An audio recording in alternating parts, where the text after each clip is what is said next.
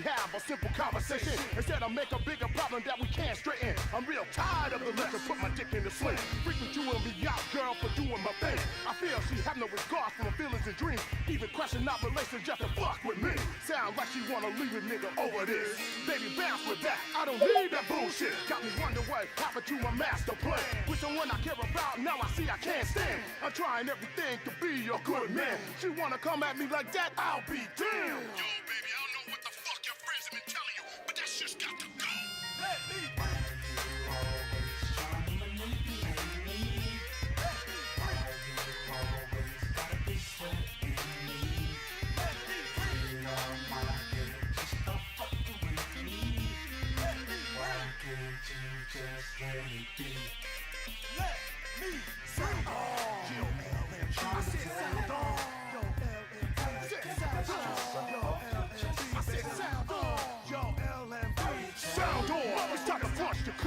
And niggas display a right each other's job to the true brown noters and the kiss butt artists. So many cropping up that they need to be harvested. For a long time I've been well hidden at this job, but lately headhunter making my life hard. Difficult enough keeping my life straight without many problems, baby, pulling peeling for my feet. Working mad hours for little change every day. I dare you explain it, your lady in some way. Boy, I should work and teach you how to fit my knees. You need to make me some money. Bitch, please.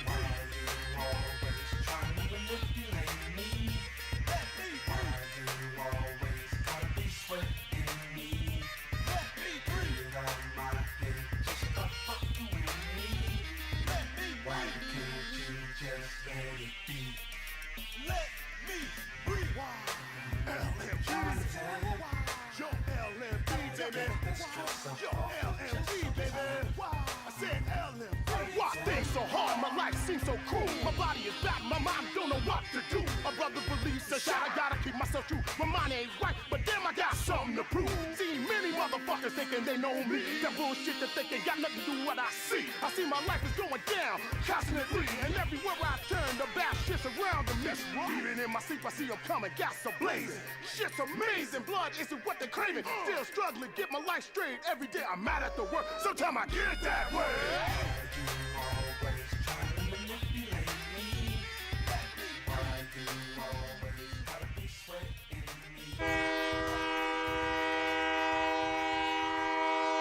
All aboard! If I were you, I would think about climbing on board. WX8BK, it is the night train. Welcome aboard, everybody. As you heard the conductor say, we are about to cruise out of the station. Thank you for joining us tonight. I am Bits, one of your hosts, along with One Wheel Willie down there, the other host, who's going to mute himself and say hello. Like that song? It was different. It was just a lot different than I was normally expecting. We're usually a lot chiller coming in. Yeah. But I did like it, though. I had to pump myself up. I've had a headache all day, so I had to put the show face on. I bought that one today. I think it was because Fendel had retweeted it. I believe it's actually a Tez Tones participant, possibly. I'm sure Fendel can clear us up on that. Yeah, so I bought it. It was 2 Tez, man. It was a dope tune. It was pumping. Yeah. Very cool. Yeah, that's Shadow. Yeah, that guy's awesome. Amazing. That was a jamming tune. I actually faded it out. Like I only played about 3 minutes of it. It's like a 5-minute and 12-second song, which, I mean, in this day and age, who does that? Yeah, that's way too long for now. For radio play, anyways, you're not gonna. I mean, but that's the beauty about the Web3 world, I guess. I suppose. How the hell are you tonight, Willie? Good. Just trying to recover from spring break. Still. Oh yeah, I guess that was was that all last week? Running around and not going to school. I'm like, y'all need to go back to school so I can get a little break going on in here. Right? I think every parent says that for sure.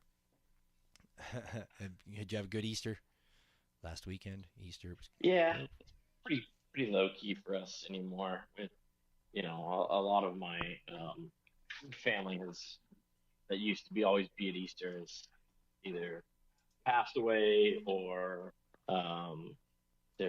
they're just, we're all old and have our own families at this point now. So Right. the entire family doesn't get together like we used to because the grandparents aren't there. So Right. everyone's kind of moved away. Well, I guess that's the way life is, right? Things change.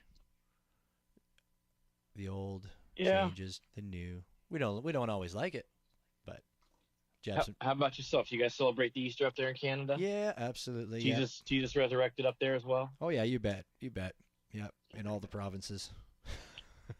Yep. That happened up here too. Yeah, no, we had a good time.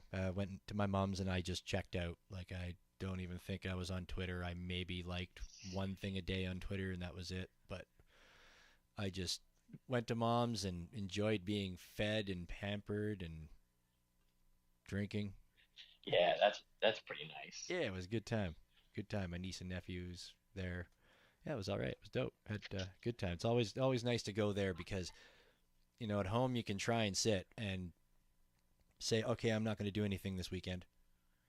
And then you end up picking at things, right? And you feel bad for just laying on the couch and not doing anything all day, right?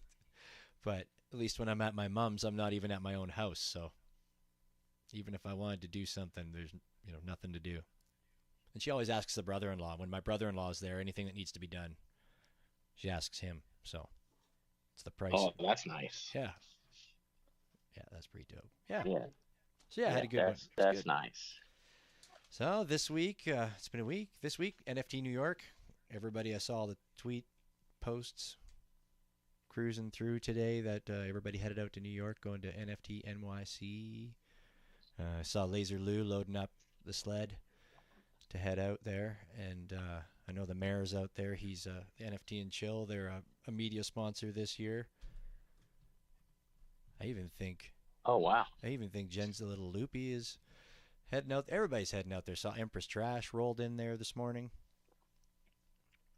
They're all gonna. Yeah, the people we know who are like close to New York, like Jen's Little Loopy, outside of Philly somewhere. Like that's seems like kind of a no-brainer. But then we know Empress Trash is coming from like Mexico City. It's like, whoa, that's a trek. Yeah, doing it though. Yeah, I think I saw keeping it.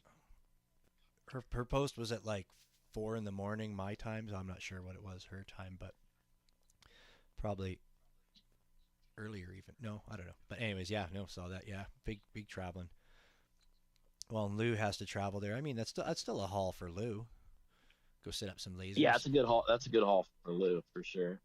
Yeah, he's doing it in style, man. Mercedes wagon. I love station wagons. I was meant to be a dad in the 70s or the 80s, man. I should have had, I did own one when I was like 25. I did have one, and it was actually a big Chevrolet yellow banana. Fucking had the rear facing seat in the back, so you could haul like 12 people in the thing. Oh, it was awesome. I loved that car. It was totally impractical, but it was big and it was yellow, and I loved it. Probably a gas guzzler too, but anyways, yeah. So yeah, NFT New York. I didn't collect much over the last week, at all. Like I was actually. Yeah, same here. Same here. I think I don't know that I collected anything. I don't even know if I've checked my wallet. You could usually there's at least an airdrop or two in there for somebody, or something from Texadelic and the backstage passengers crew, or oh yeah, actually, but the Spring Fever, I pinned it up at the top up there. The Teztown Spring Fever event has been going on. I minted 2 of those pieces yesterday. I burnt 2 of the tokens yesterday and got 2 pieces yesterday. Let me see if I can find that tweet. I got Snowdrop Promise by Faith Grace and one called Bananas Number 1 by Casientano, I believe, or something. Of course, not going to say that correctly. Yeah, it was cool. I'm going to do another couple. I'm going to grab another couple pieces for sure. You know what? I did go in and pick one of those up and burn it today, but I haven't checked my wallet to see what I got back from that yet, or even if I have yet. Right. I don't know. Do they do it the next day or whatever? So For anybody that's interested and doesn't know about it, on that. I pinned it up at the top there. You can go get yourself a burn token. Support the Tezos community. Lots of great art in there, like loads of great art in there. 250 Tez to get a burn token. You burn it, boom, you get a random piece in your wallet, just like that. Get yourself that NFT biker one. I'm sure if you wanted to do a flip on that, you could. There's so many offers on that one. It's crazy. Yeah, like I say, especially if it's got tool utility behind it, then that's a jackpot. I don't think it does. Don't quote me on that. If Lily comes in later, she'll probably answer that. But yeah, I don't think he said there was utility on this one anymore. Is what I heard the other day. So, or he was sorry. I don't think there's utility on this one, and I heard that he wasn't going to do utility on them anymore. This is all rumors. This is not NFT biker NFT advice.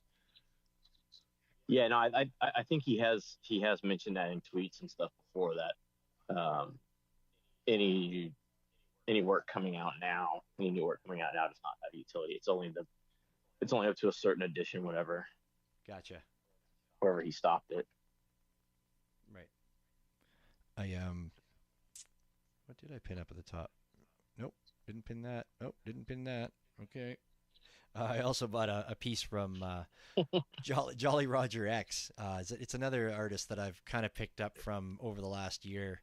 He does these really kind of actually, Howie Angler gifted a few of us like a psychedelic fish swimming along, swallowing up little sperms, and there was some strange music with it. Anyways, I went and looked at the artist, and he was interesting, so I bought a few more of his pieces, and I picked up some different things over here and there, and I picked up one of those pieces today.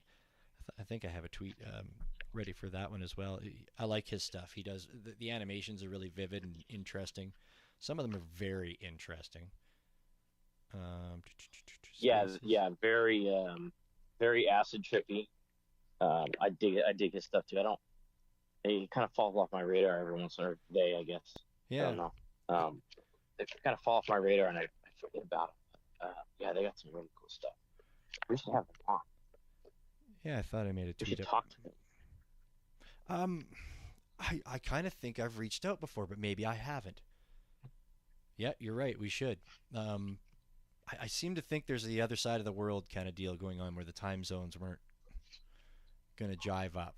Well, but we're a little better prepared for that now, though. We are. And just speaking of that, next week we have Retro Manny is going to be our guest next week. So that'll be really awesome. Been excited to have him on. We've been trying to get him on for a bit, so that'll be really cool to have him on next week. Yeah, the time zone thing is not a problem anymore. I was trying to find that damn tweet. Oh yeah, it's amazing how many tweets you can go through in a day. Are you sure you're on the right account? Yeah. No, I definitely am. And I just found it. Yeah, this. No, that's a problem too. I found a different one. I just pinned up from multiple accounts. You're like, oh wait, where did I tweet that from? Well, that's why I have two phones now. Right, one phone stays on one account, the other phone stays on the other account. Ah, smart. Well, yeah, and it also, it kind of makes it easier, honestly. I don't know how. Well, I don't know how having two phones in your better compartmentalized, I guess. Right? I guess. Absolutely, it makes more sense. Two phones in your pocket is just way simpler. Might as well get three. Yeah. Right. Yeah, you should have 4 or 5. I mean, why not? Just more phones, more better. Yeah. Yeah, I pinned up at the top there my 2 pieces that I got from the Tez Town Spring Fever event. They're all right. I like them. Wonderful pieces. They're going to stay in my wallet forever. Unless they become, worth a few thousand Tez, then, I might consider parting with that. So we'll see what happens. Sure. Yeah, you never know. Yeah, never know. But no need to flip for 3 or 4 Tez. Absolutely not. That's for sure. Nope. I wouldn't have anything in my wallet if that was the case, really. What is up with people that, put offers on pieces that are still available for like just less than what they're actually selling for from, off primary. That doesn't make any sense to me. I've just been noticing it the last few days in my offers. It's like, why the fuck would you do that? Doesn't make it's bizarre. Like it's for sale for like 3 TES and they'll put like a 275 offer on it or something. Yes. Yep. I think people just like to people obviously like to get a deal, so they like to feel like they're getting a deal. And then like people also just like the thrill of not knowing if they're going to get it or not sometimes, I guess. I don't know. It's like, it's funny. Like, you come back to your wallet like 3 days later, you go, oh, cool, I got that piece. People are like getting off on it. People are like, yeah, this is my gig. I love just making offers. Yeah, it's that little dopamine drip, right? Of getting an offer accepted. They go find some damaged good at a grocery store, and then say, can I see the manager? Can I get this cheaper? It's dented, right? Never know. Yeah, exactly. I don't know. Exactly. They probably do that thing too. Bargain hunters and right. Who knows? All right. Well, maybe and then a lot of it could be like softwares, algorithms. Maybe if they can snag it for that, then they can. No, that goes the other way around. That's a buy than a sell. That's when you can buy it for cheaper than the offer already is out there. Never mind. That's backwards. This is not financial advice. Aren't you supposed to say that? Sure. I don't know if it is or not. Oh, okay. It's definitely not financial advice. Oh, all right. But I don't know that it's any advice. All right. True enough. If you're out there running your own software to flip in the same block, then you already either need or don't need financial advice. Right. You already know what's going on. Yeah, you got it figured. Yeah. Killer. Yeah, you already got it figured. Well, I'd like to thank our 1 million Shadow Band listeners for popping in tonight. I see you all down there. Appreciate it very much. We do serve the largest group of Shadow Band listeners every Tuesday that ever comes into any Twitter space. 1 million strong every Tuesday at 9 p.m. Eastern. They come and hang out with us. Thank you for being here. And, of course, our non-Shadow Band folk that are all down here with us tonight as well. Fendel hanging out here with us with the microphone tonight. We got our guest, Block Chung, down there, going to be bringing you up very, very shortly. MVD, thank you for popping in, sir. Appreciate you. Colin Johnson down there, Sister Sage Herbs, and our A&R department, DeChick Threes, is down there as well. Always appreciate having her around. 100%, especially when you got to hand out stickers in Miami. Damn straight. Yeah, we should be in New York handing out stickers. Someday. Big leagues. Someday we're going to be in the big leagues. Yeah. We'll get there. All right. Cool. Well, that's the end of my list. I don't, that was all the banter I have. I don't got anything else interesting. You hear anything else? And I know I'm missing something, but I don't know. You mentioned Spring Fever. Yep. You mentioned Tez Towns. Spring Fever. You mentioned it's NFT NYC. Yep. Bought a couple things. Yeah, I think that's it. Yeah, I know. There's probably something else that's really cool, but we'll figure it out later as we chat. Probably I'll give our guest a microphone, and we'll bring up our guest. Don't forget to hit the reminder and join us next week. Retro Manny going to be our guest. Really looking forward to that as well, as I do every damn one of our spaces. 1,040,000 Shadow Band listeners. That's right, 40 more we just gained. Oh, I thought we were losing some because it's NFT NYC and some of them are there. No, we just gained some. Party in IRL without us. Right. I sent Block Chung an invite to speak, but if you can get to it, get to it. If not, we'll keep blabbing away. That's no problem. Fendel, how's things with you, my man? Everything's super chill over here. Lots of love to everybody in the room. Hey, I just wanted to mention there's still a lot of great art available at the Spring Fever event, and like there's a bunch of pieces that haven't been collected at all, like really good ones, like Lily's. Two of Lily's haven't even been collected yet. Esoteros, like there's a bunch of great art. Leslie Spurlock, I think there's like tons of those, you know, NFTs left. So like all you do is just buy the token, burn it. That's it. Nothing to it, right? It's fun to burn stuff. If you've never burned anything before, it's an experience, right? Oh yeah. No, and this is great too, because it only takes like a minute and then you get an airdrop. It's super fun. Absolutely. Yeah, it is pinned up at the top. If you flip through up there, if anybody is interested, you can go to the tweet and get the link and get in there and get her done. I'm definitely going to do another couple more. I think the WX8BK wallet's got to get a couple as well. Because why? Oh yeah, not? gotta support. Why not? Right? Gotta support from that wallet. That's right. The big wallet, big budget. The WX8BK big budget wallet. I like that. Right? Yeah. We'll call it that someday. One of these days. Yeah.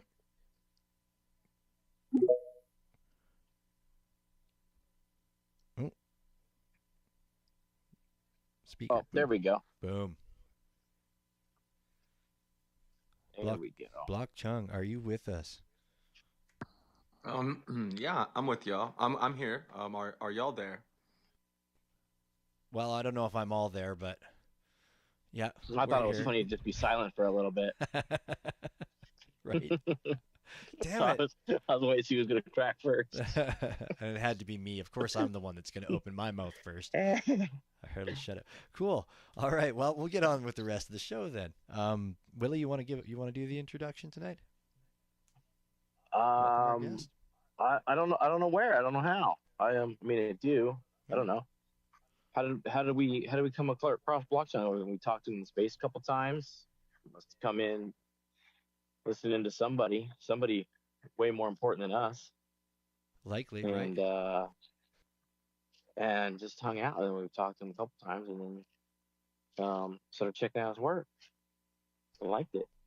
And right after the first time we actually had him up, I was like, we got to have this dude on. Actually, I think it was Willie that messaged me after. He's like, we got to have this dude on someday.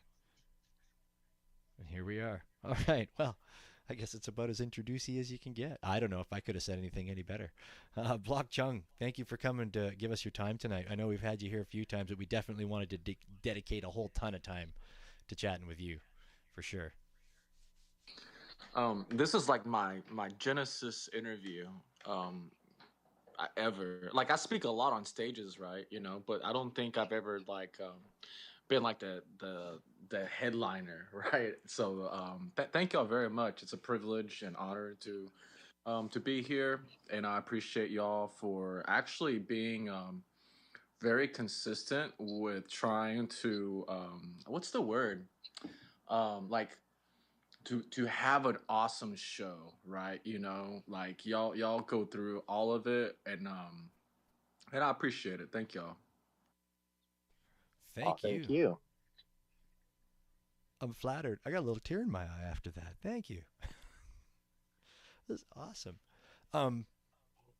So I guess we want to talk about, you know, your art and wherever else you want to take us on this journey tonight, wherever we decide to go. We talked a little bit about your art a couple of spaces ago when you visited with us as a listener. And what's your artistic background? When did you get into art? Were you always artistic when you were a kid?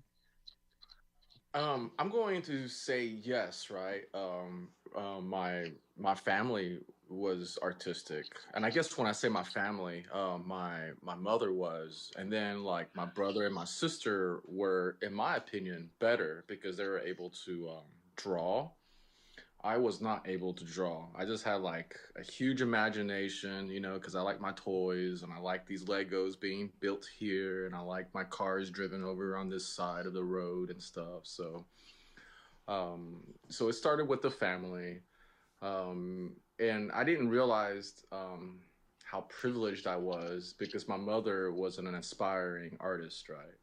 So so she was just trying to teach me how to paint, and I hated drawing, like just absolutely hated the aspect of trying to put an image that somebody else is telling me to put, right? You know, like I just always been rebellious since I was little. So I decided to just kind of like not pursue art, and that's my start of my artistic life. Was that rebellion against, I guess, like your parents, right? And you're just like, well, if you're gonna do it, well, I don't like it, or I'm gonna do it better one day, right? I just didn't know which path to take yet, and so full circle, here I am. Let's say that was when I was younger. Um, so let's say in high school, you know, like I went to school, everything's normal.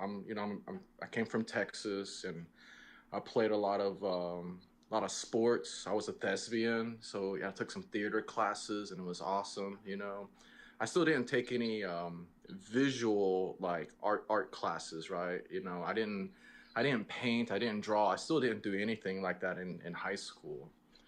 Um, I got a culinary scholarship because I love food. I love the aspect of what food represents, and I think that that's where I started.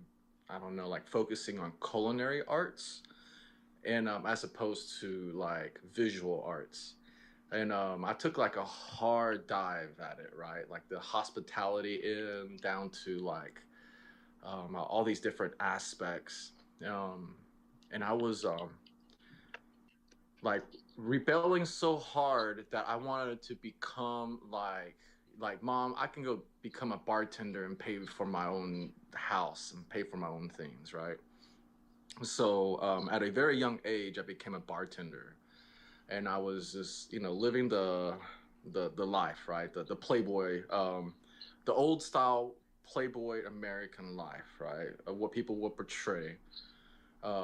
But later on, what I was discovering is that like I was living in the middle of Texas, right, with some privilege, meaning that like we had some corporate accounts that we were working with art. So I didn't know how enmeshed I was with it. So I had like a very unique experience rebelling against it, right? So from the get go, I was already like hearing stories about commercialism and art, the struggles, but like, when your parents are struggling about if they should eat pizza or tacos or nothing tonight, and you're just like, what the fuck, there's TV dinners or whatever.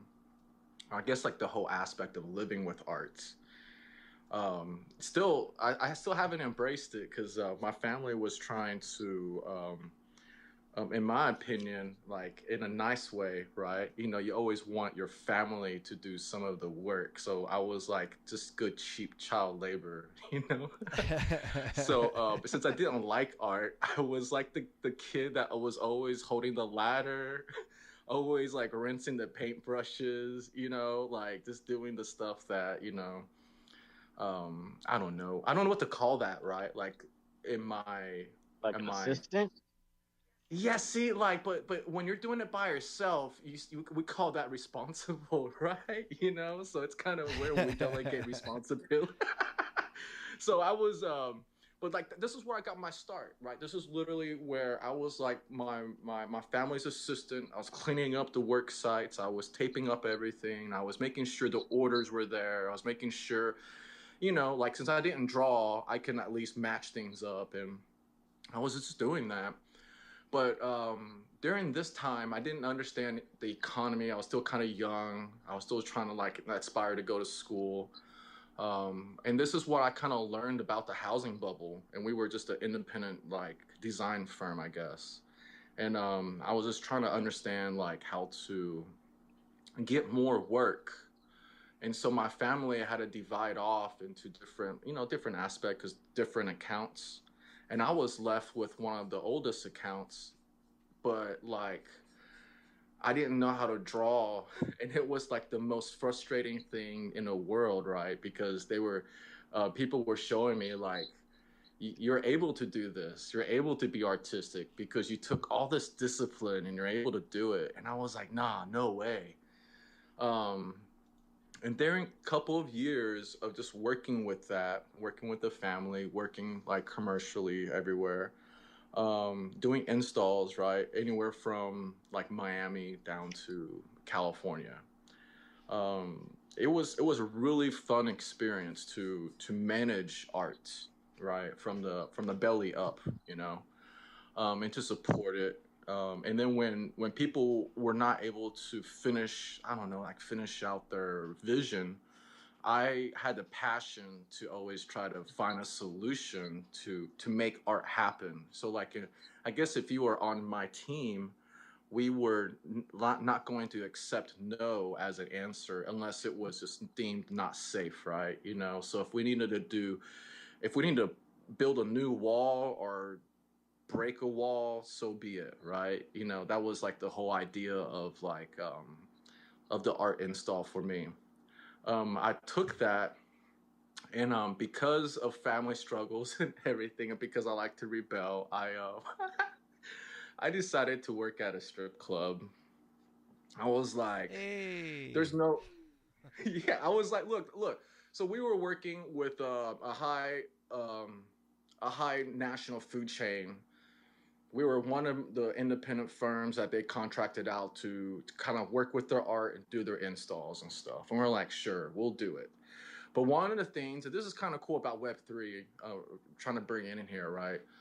Um, During that venture, what we realized is that these higher companies who are giving you the work, giving you the contract, sometimes they can predict like how expensive these junctions would be, right? So let's say if you had to travel to somewhere and they know that like during this time they have to pay so much amount of money, so they pass the gas bill back to the to whoever wants it. So we were like, yeah, we'll take it. We don't care. We'll do the jobs, you know. But while we were doing that, we were taking the kind of like the loss on the gas fees and the travel fees and stuff.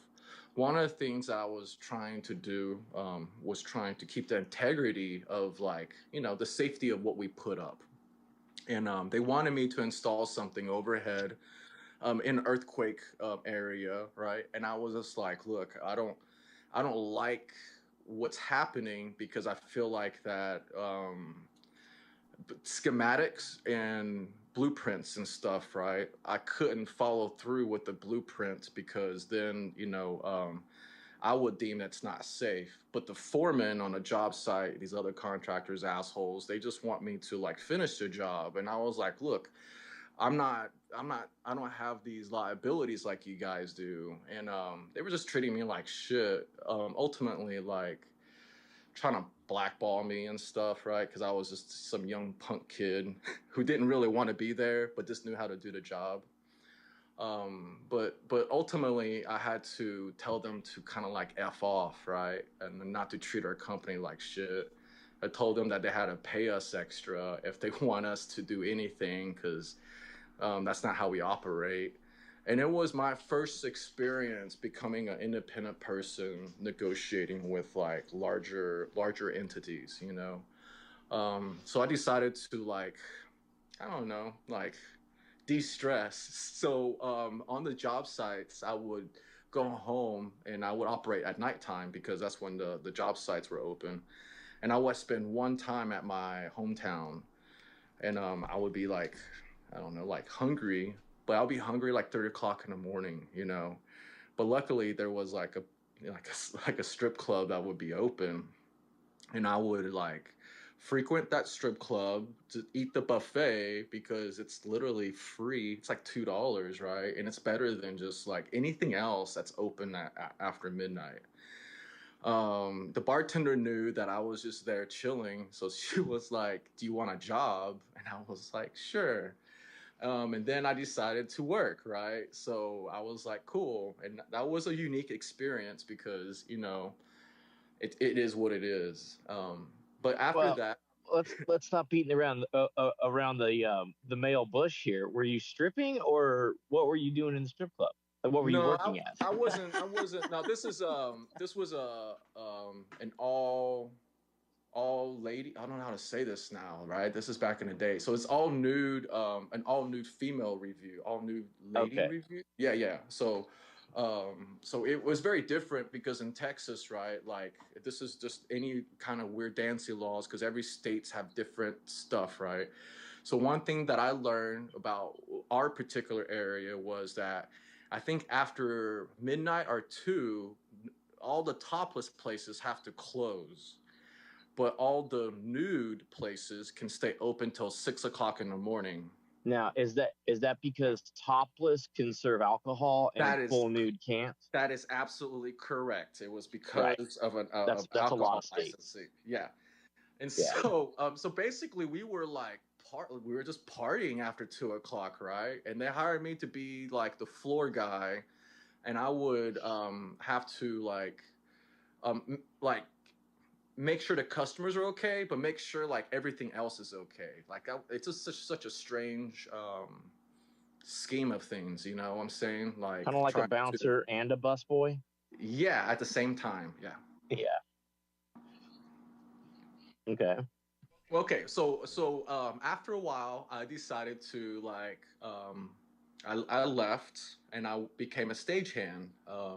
And I was a stagehand after that for like 10 years, right? 10, 12 years. And I decided to, my first gig that I got hired at was during a Radiohead show. I was backstage during an interview and they were like, "Hey, you got the job." And I was like, "Hell yeah," you know? So during this whole time, right, is where I got to apply and got to learn a different aspect of art and how art is presented, how arts are protected, how labor is sorted, how equipment is leased out, how things are, you know, ultimately how to become a production, how to like give it to people, right? You know, like it's one thing we have an idea to put something on the wall, but it's also another thing where like there's 100 of us and we're all looking at it. So what is it gonna do? You know? So like it was just really cool to be on all that side of the build, right? From the ground up, from nothing to like these awesome shows, you know, and they'll take a lot of people, you know, and that's the crazy part. Some of the things that I learned was like some shows are real independent, some shows are syndicated, right? Where you got to have these different groups of people represented into it. And that's kind of cool, you know, because let's say like there's local wrestling, but WWE comes in. But WWE comes in, they're gonna like require and want everybody to pitch in, you know. And then you're gonna have these local events that run out of it too. So it's just really cool to see how a production company can come into your city and how people can get work through it, right? So that was a really awesome experience that I learned. I had to leave it for my mental health because you know staging and stuff is really rough and all that. So I decided to do back to culinary and kind of like move to the current city that I'm at and to study food and in culinary, and not like by the books, right? I didn't mean it like that. I meant like to really study like why we do the things we do with food, you know, and that's what led me to become the artist that I kind of am portraying, right? Because I before this time I never like tried to show myself any artistic way on Facebook or anywhere else, you know. It wasn't until like 2020 I was like coping with like you know everything, trying to figure out what to do, and I decided to start like focusing on photography because I really wanted to back to the story about painting, right? I really wanted to learn how to paint. And I was like, look, if I took these great photos and I got these great textures, maybe I can go home and go practice these textures, right? So I can paint these different trees, these different shrubs and these different branches and I can bring out different layers of it, right? You know? So it became like this obsession of mine to try to like study the textures around me through photography. And during this time, I caught myself in the city that I live in. Right, we going through 2020, going through a lot of changes. So it was really interesting to capture like these like the food in different states, right? So one of the things that fascinated me was why was like this piece of cake on the ground, right? Or why is this apple on the ground? Why is this why is this food on the ground? Because from where I'm coming from, right?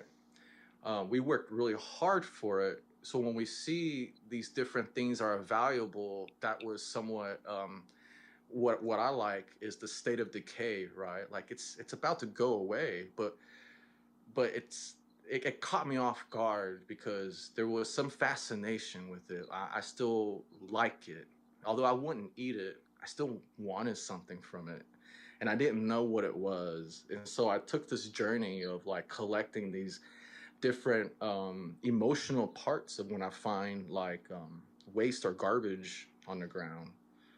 So that led me to NFTs, right? I was like, hey, what's this NFT Web3 stuff? And I have all these pictures I'm taking.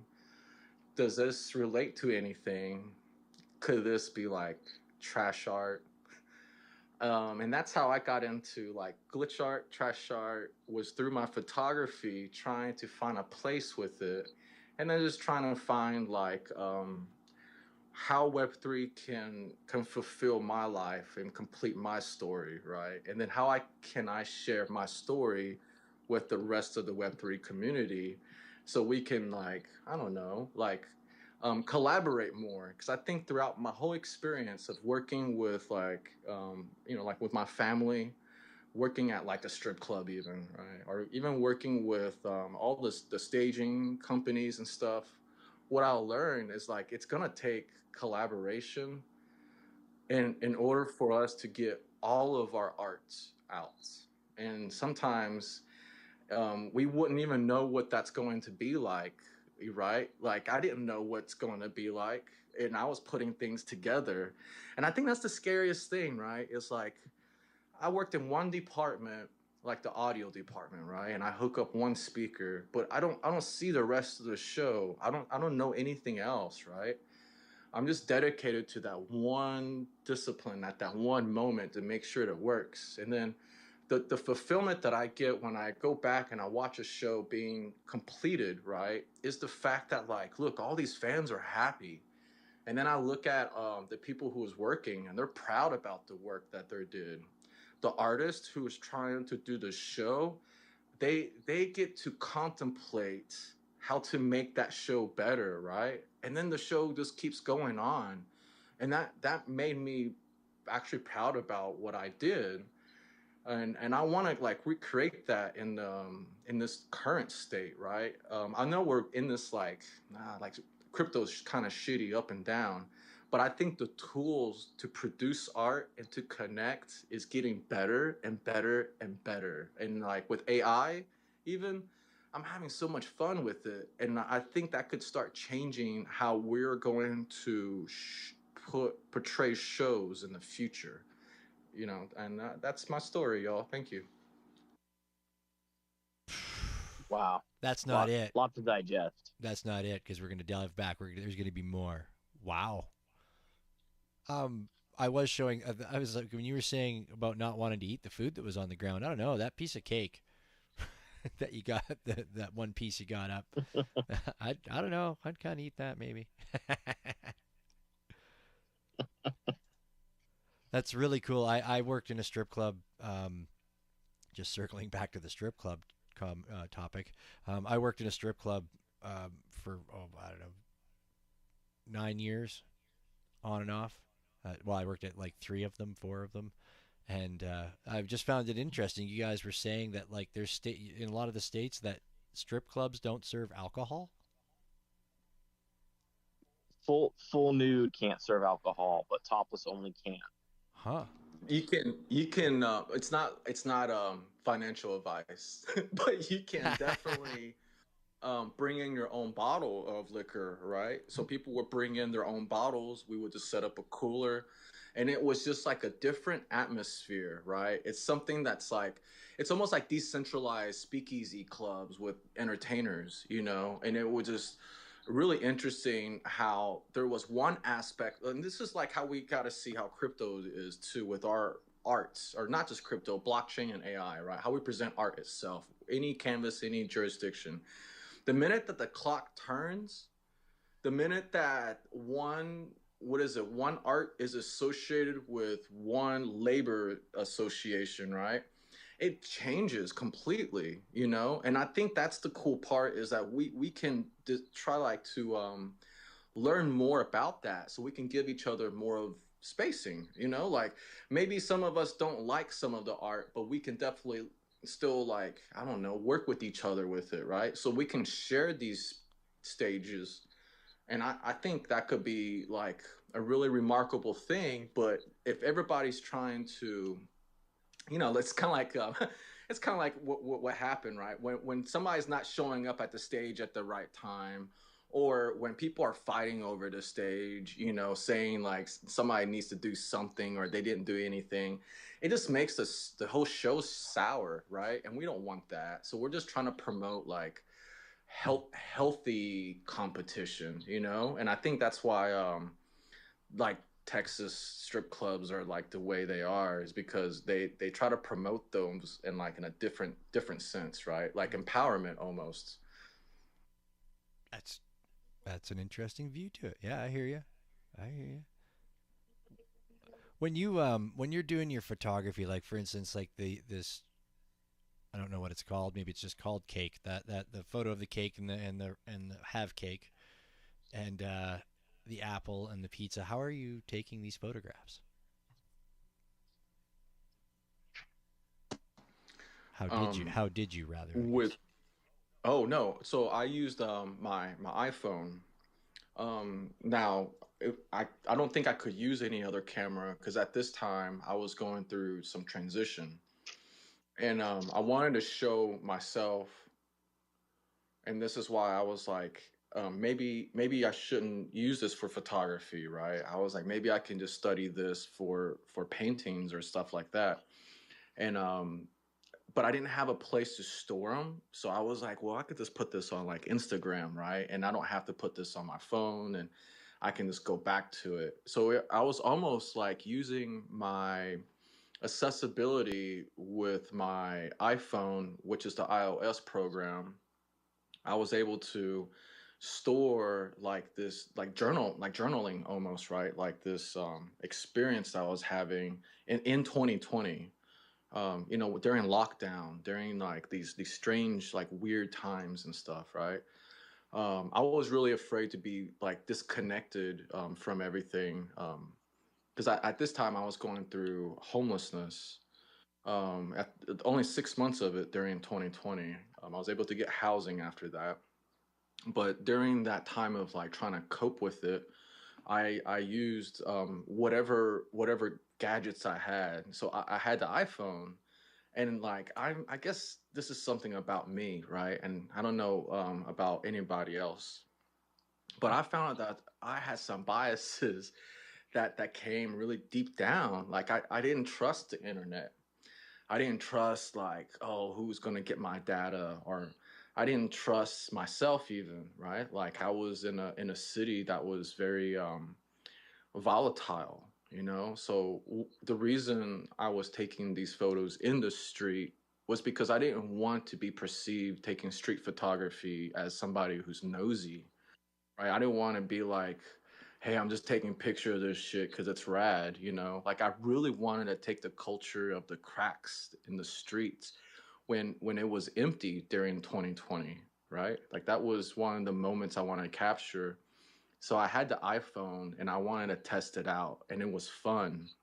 But I didn't know if I was doing photography at that moment or not, right? Like that was something artistically that I was asking myself. Like it's not because of the iPhone, but it was just really like the whole um do I use film to discuss what I'm witnessing, or can my words and could like these technological GPS weird data stuff, can they give a reality of where I was at? So I was just kind of like testing it back and forth. And that's why a lot of my photography, I like to put the camera to the ground, is to physically show that it's street photography. And the second thing is, well, what is art? What is street art? And if I come from a culinary background, surely that cake is still art to me, although it's trash, although it's devalued. So then when I look at, like, I don't know, I love this part. Like, you look at like faded stuff or even like overgrown places, right? There's some beauty to it. And then I was finding more beauty that was deeper and deeper. And that led my, I don't know how to call it, right? I'm a photographer, but that led me to become more like happy about the moments I was capturing, right? So I just totally dismiss all that. And I'm like, look, I love this, um, like this, I don't know, like broken up pretzel on the ground. And then the next thing, I'm taking a photo of a sunset.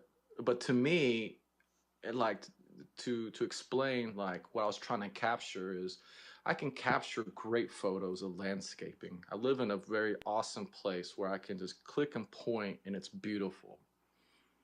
Um, but how can I capture the truth of street art during that time period? And that's all I was testing myself, and these were the subjects that I was trying to test it with. That's Well, and if you live somewhere where the landscape's always beautiful, it's easy, right? Like like it's easy to capture that. So challenge, so it sounds like you're trying to challenge yourself by finding different subjects other than what's the easy picture.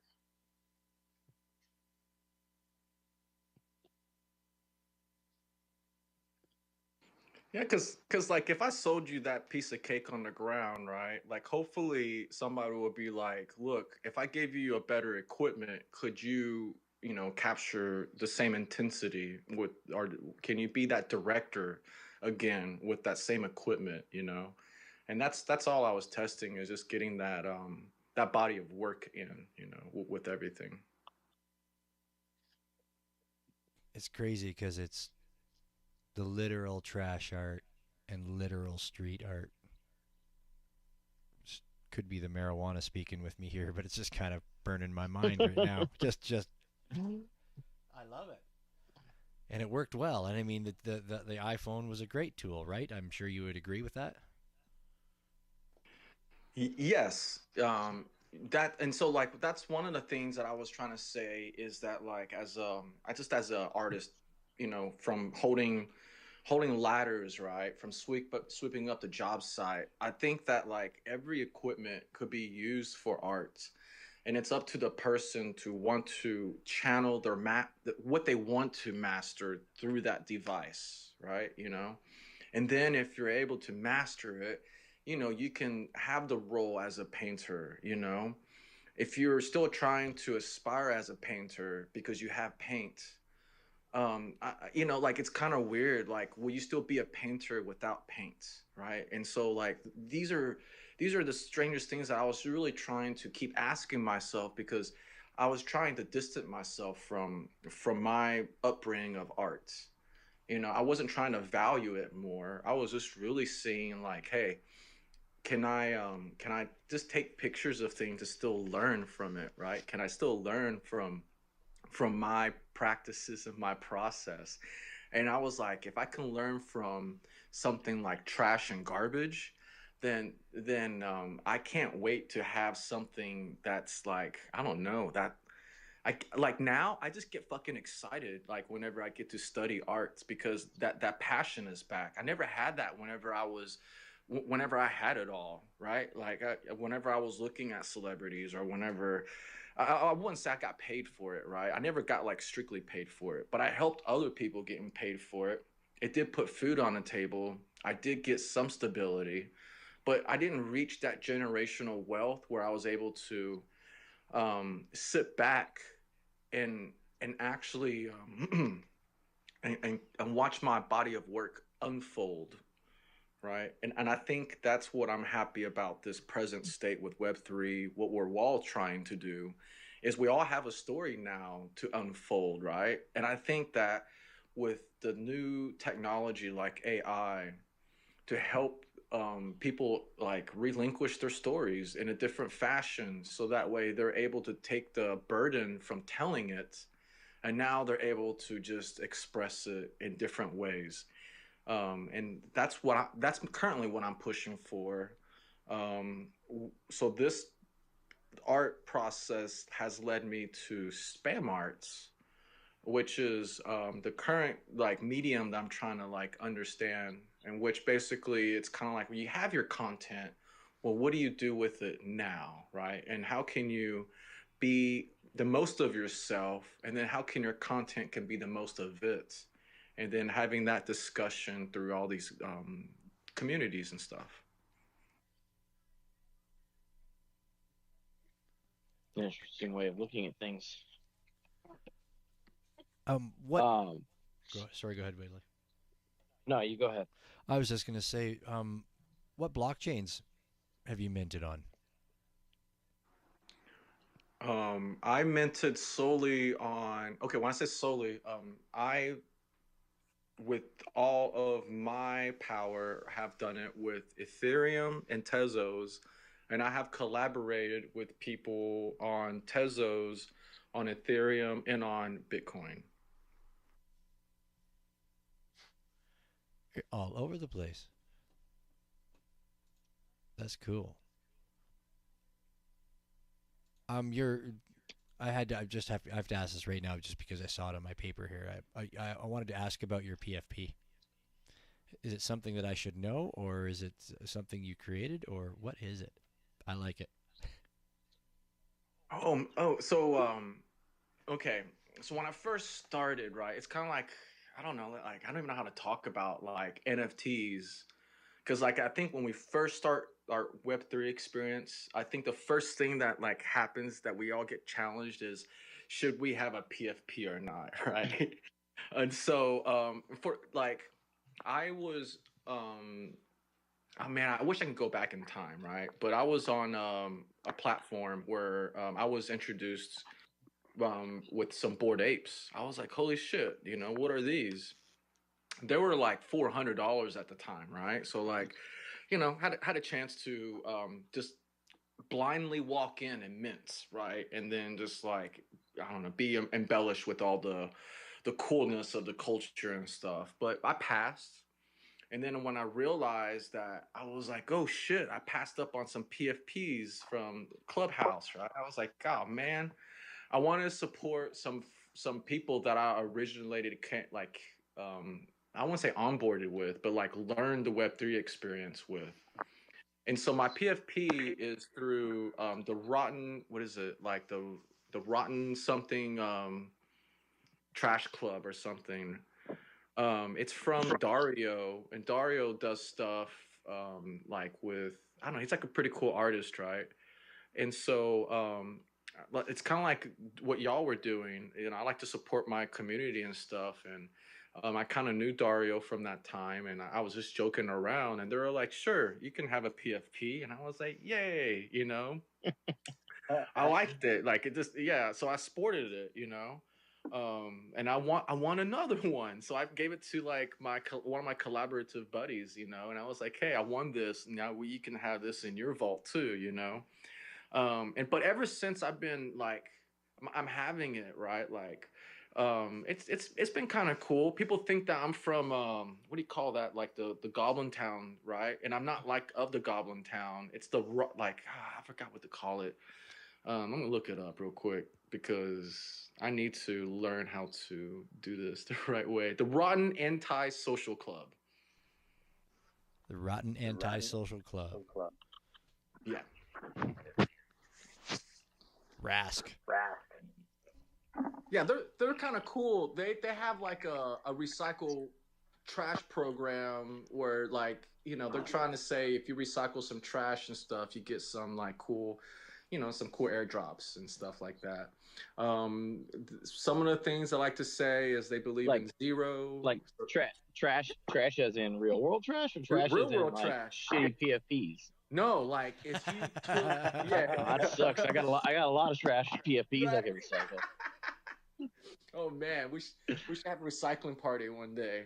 No, they were talking about real world mechanics, right? Like if you just went out there and threw some trash away and took a picture of it, you get awarded or something, and it was kind of cool. I think they have a spot in the what do you call it, like the other deeds in the Yuga space where like they're trying to put like a dumpster there or something like that, and I'm just like, this is so weird because like there's one world, there's a trash world, in another world there's like robness and all the trash art, glitch art stuff too, right?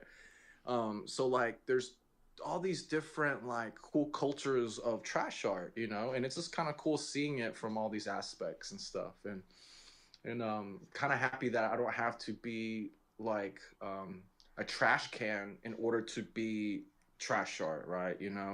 I can be like a little rotten gremlin with the cloud and some half-eaten pizza and stuff. Right? Dope. And that's what we learned tonight. I like that. Always learning something new here on the space. Cool. Got a few new people in the room. Wagme Wines popping in. Death down there, innovative. Daddy V Daughters, thank you for popping in. John Boy, Gino, Ernesto, and Ferrap. I can't see the rest of the name there, but thanks for popping in. And hanging Ferrari with us. Party. Is that what it is? Okay. So, Ferrari Party. So There it is, Ferrari right there. Party is one of my collaborators that I like to collab with, and we do a lot of we do it across chain. We did Pepe's on Bitcoin. We did a bunch of AI stuff on Ethereum, and then we just like to hang out and party with our friends on Tezos, right? I love Tezos. That's where I know Gino and Ernesto, the Death Punks, because like, look, like I know there's one chain, it's like we're trying to do all business, but on Tezos, I feel like that I'm like walking into your house to eat sometimes, and sometimes people are like, oh my Yeah. God, you're here.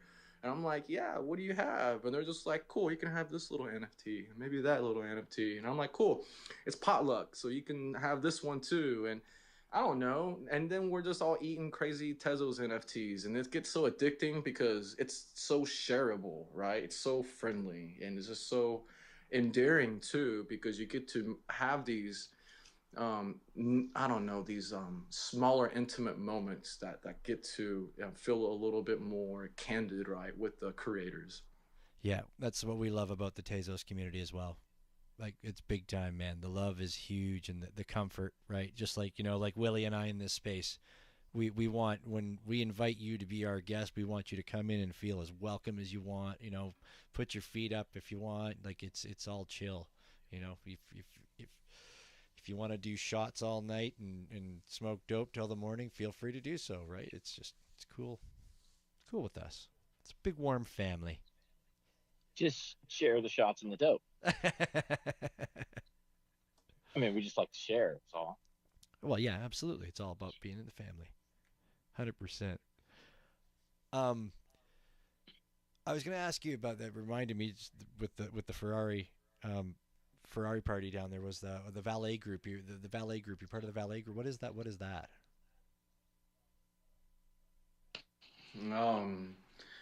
Just a couple of creators just really trying to encourage having fun with the blockchain and trying to like be good ambassadors for communities,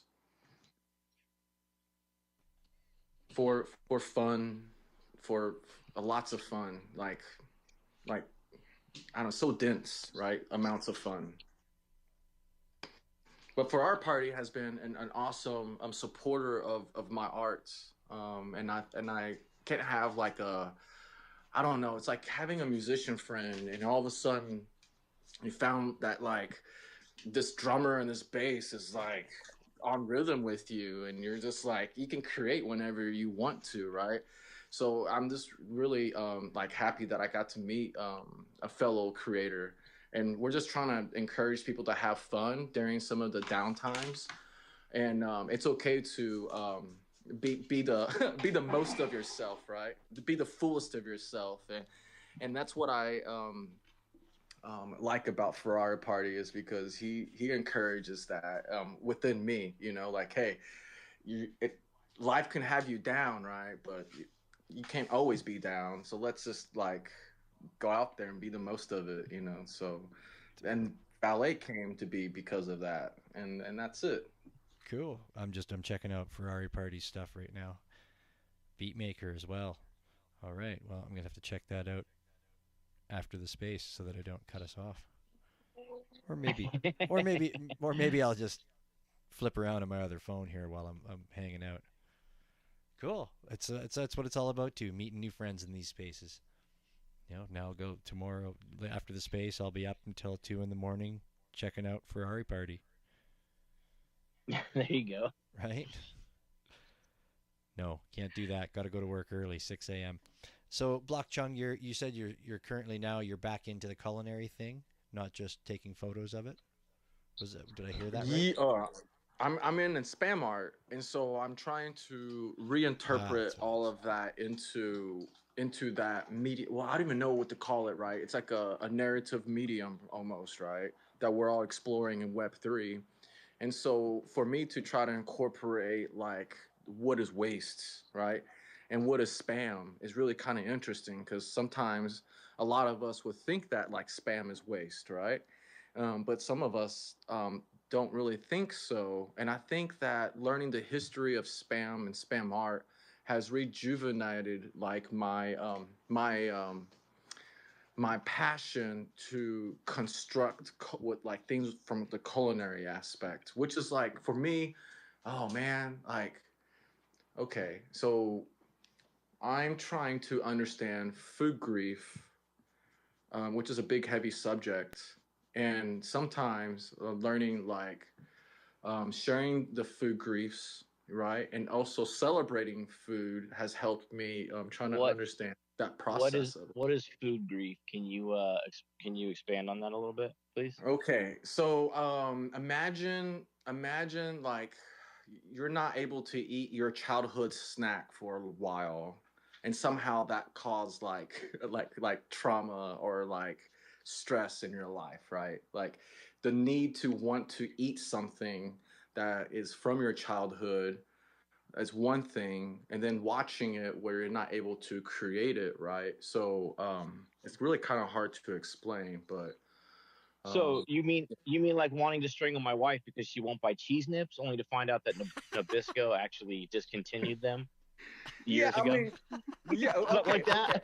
okay. Something like yeah. If we're codependent with people feeding us, definitely, because that's part of the grief, right? It's like, hey, how can we discuss, how can we get fed in a way where the grief does not follow, right? Where we have to you know, and it's kind of weird because sometimes we eat food to celebrate, but sometimes we eat alone, you know, and like to people who eat alone, you know, like how do they process how do they process like all the food that they can't eat? Do they go through like emotional processes, right? So like for me, I had to do that. I was like, man, I can really save a lot of money and buy a bigger pizza, but no, I'm going to just spend a little bit less money and get less pizza. And somehow, like, that's a discipline that I had to form, right? You know, but really, I just want to eat the whole damn thing and not spend any money, just like the rest of us. But, Amen. but through that process, I guess is where like grief will come in. And sometimes it's kind of like if you're not able to like eat a certain food, if you're dieting, if you're allergic, you know, there's these different things I think that food could like have these emotional pulls, right? You know, not just affect us mentally, but just like emotionally too, you know. Dude, Okay, I get that. this is this conversation is melting my mind just like every other time when we've spoken when Block Chung's come up to It's speak. it's melting my ice cream, that's for sure. That was nice. Nice tie in there. um, so I don't know. I think we were headed somewhere with that, and I derailed you. But if we can go back a little bit. I want to know more about your like your actual culinary background history. You said you got a scholarship, so but then it sounded like maybe you didn't complete that scholarship. Is that like give me a little more information there if you would. Um, I, I think you're like an awesome chat GPT and you got it right. But Shit, don't tell him that. I just yeah, listened before I started asking no, questions. you're a great listener, right? That's the thing. Like, I'm gonna just clap because yeah.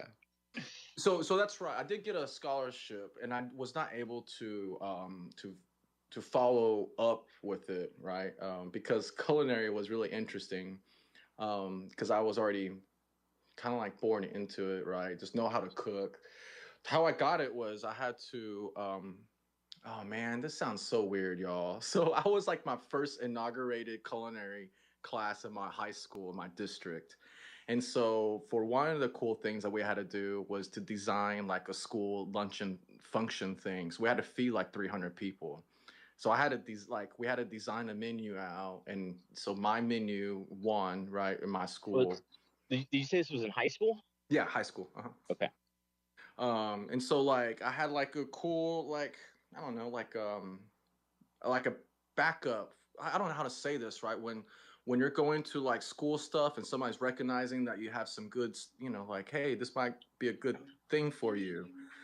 So they were like, hey, culinary is awesome. Maybe you should pursue it. And I was like, sure. And I tried to get a scholarship with it. And they were just like, hey, can you write an essay? And if you were to feed like 300 people, how would you do it? And I was like, I just did this. So I just like resubmitted my work and I got my scholarship. But like, like, I don't know. I'm going to say this because like culinary school is great, right? But when the industry treats people like crap, I sometimes wonder if we need to study more about becoming better chefs, or should we have like better business degrees and try to hold on to like good local clientels and have good labor practices and work with distributors that are that they keep the community in mind, right? So um, we're not paying inflation for stupid stuff. We're actually paying for the food that we want. And the people who are going to culinary school, right? They're actually practicing their art. They're not just getting like exploited for their labor and stuff. Just because I had to pay back their, their college tuition, right? Because that's why I'd rather go to school now and learn coding. Like I guess hindsight, I'd rather go back to school and learn coding, go through some IT and pay less, right? Because during that time, IT wasn't like that. It was a little bit different. Then pay a full blown culinary scholarship because like my school, like I can't believe it. Like the pay difference, And if you want to think about the impact you're making, right? You're literally saying that like, hey, um, my family who knows how to feed me, I like them a lot, but I'm really going to pursue a whole life where I'm going to cook for other people, right? And not try to bring that tradition from the family, right? And I think that like if you like I don't know, this is like if y'all ever been to some mixed zoning areas, right? So in America, our zoning is you got to buy land for residential, and if you're doing business, you have to do it elsewhere. But in other countries, you can like live on top of your restaurant, right? So like going downstairs to cook, your family recipe that the neighborhood knows is a little bit different, than I don't know, than culinary in other places. So for me, I think it was just like the nostalgia of trying to serve people, trying to understand all that. Is kind of like where I'm trying to, I don't know, like explore more of it. And so back to the whole scholarship part, right? I didn't really know what to do with it, how to make my ROI back with it. Like if I'm going to cook like 200 pounds of, how many like pounds of beef do I need to cook to get my ROI back, right? Yeah, yeah. It's it's it's quite a thankless career, for the most part, unless you become like fucking Guy Fieri or some dumb shit, right? That everybody loves. But if but for the thousands of chefs out there that are great chefs and local chefs, like it's pretty thankless. So I kind of see where you're coming from there. Yeah, like we like how we go to breakfast diners and we just love the shit out of them. They've been in business forever, but like the cooks we know, they yell out our names, and we just trust them that they can cook our breakfast, right? But somehow when we go to dinner, we're just like peering over and hoping the server is like listening to us because sometimes I forget stuff, and then sometimes like the kitchen staff, we as consumers see that like, oh, wow, there's 4 or 5 people in the kitchen and I just want one simple dish.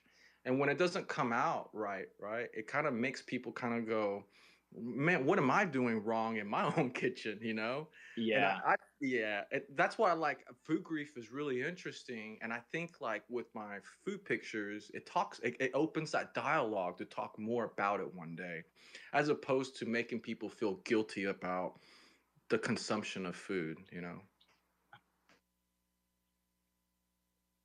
yeah.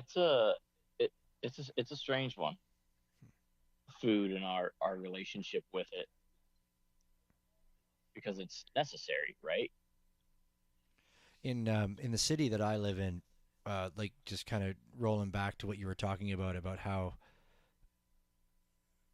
having the business side of it, not just the culinary side of it, but having the business side of it and getting good, getting a good rapport with local suppliers and stuff like that to make it, a lot less thankless and a little more bit more um, well, thankful, I guess. But in my city, I know it's been happening. There's been kind of a revolution over the years where that's been happening, where there's restaurants where, it becomes more of an out there in the open, and everybody gets recognition. And from the farmer down the road that was supplying the eggs to the person that's cooking there that went to local school, to learn how to do that. I think it's becoming more of a trend,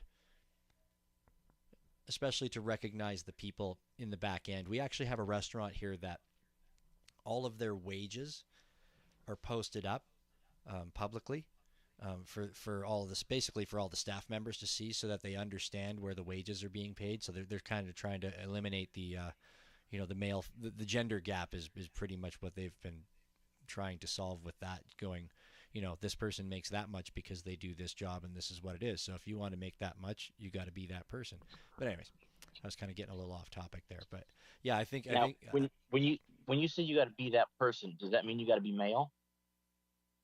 no, it means you have to do what they're doing, the Oh, job. Just you have to do the training or whatever it is that got oh, them to that position and apply for the job. Yeah, okay, no, you don't. good, No sex good. changes involved. No, no. That was a terrible gender gap joke. I loved it. You caught me off guard, Willie. Fuck. Try to. Yeah. Clear. Um, Go ahead. so, oh no, go ahead. No, I'm lighting a joint. So, block. Let's dig into some spam art. Um, so Yes. when when you when you got into spam art, was it like because you had already been doing food related stuff and you're like spam, funny, and wanted to go down that, or was it because, I mean, like, did you kind of come across it because it's, I mean, let's be honest, it's kind of trendy right now, or has been for a little bit. So did that have like an influence on it, and you were like you saw it out there, and you're like, yeah, I definitely got to jump on this. Um, so I was like in another group, kind of like minding my own genre business, right? um, and I saw some people who were expressing spam art in that chat, and some dialogue started happening between me and these artists, right? And I was just talking to them like, hey, um, I think I understand what spam art is, right? You know, because I think for me, it's kind of like if I was able to just understand it, can I appreciate it and stuff like that. So I'd start asking these questions and stuff, you know, and then and like one thing led to another, and I started just like really liking spam art from that moment, right? So it was just due to some people just practicing spam art, which is a very interesting like topic, you know. Like, were they just making pink stuff? Were they just like putting like were they shilling? Were they just like posting like pictures after pictures after pictures? Like what were they doing? You know. But like what they were doing was they were just taking these AI images and they were just like, look, we're just going to make spam art. And I was like, what is it? Is these put pink spam? Is that what it is? Is that what makes it spam art? And then so me just having like this natural dialogue coming across this genre with these artists produced an environment where I was able to explore the genre a little bit more, and that I think that was the coolest part. And ever since then, I've been trying to like understand what spam art means to me, and then how I'm able to just be my own be my own artist with it, you know, and not let the narrative um dictate me or have me dictate the topic itself, right? You know, that's all. I mean, there's more, tons more, but like, you know, I like to keep it basic. I can go on and on and on about spam, you know, because it's so interesting, like the topics and stuff of trying to listen to other artists and creatives versus like trying to understand these constructs, right? That's on the outside world too, and trying to like mesh it all together, you know. Where I'm sure Yeah. I've seen your spam art somewhere, but I can't find a link to figure out. Am I full of shit? Am I making this up? I was trying to find. No, his object profile isn't in his link tree at the top of his Twitter there, which makes it easy for us, Right, but but I'm it's not sure there. I'm sure we found it before, right? Didn't you send it to me? Somebody sent it to me. I'm trying to find it. Oh, I have a Tia. Let me post up my object real quick down below. I think I can do it real quick. For sure. Yes, please do. Please do. Yeah, and feel free. Whatever you want to pin up or do throughout the space, definitely feel free to do so. 100%. Gives me something to slap up on the YouTube. I've been here clicking on the YouTube. Pieces of pizza and WX8BK logo, pieces of cake and the WX8BK logo. Made me hungry. It's not gonna. Pieces of cake. It's gonna make me hungry now because I did light up that joint. So Well, there you go. that's right. And I poured another glass of wine. We're talking culinary here, and this is culinary. Weed and wine.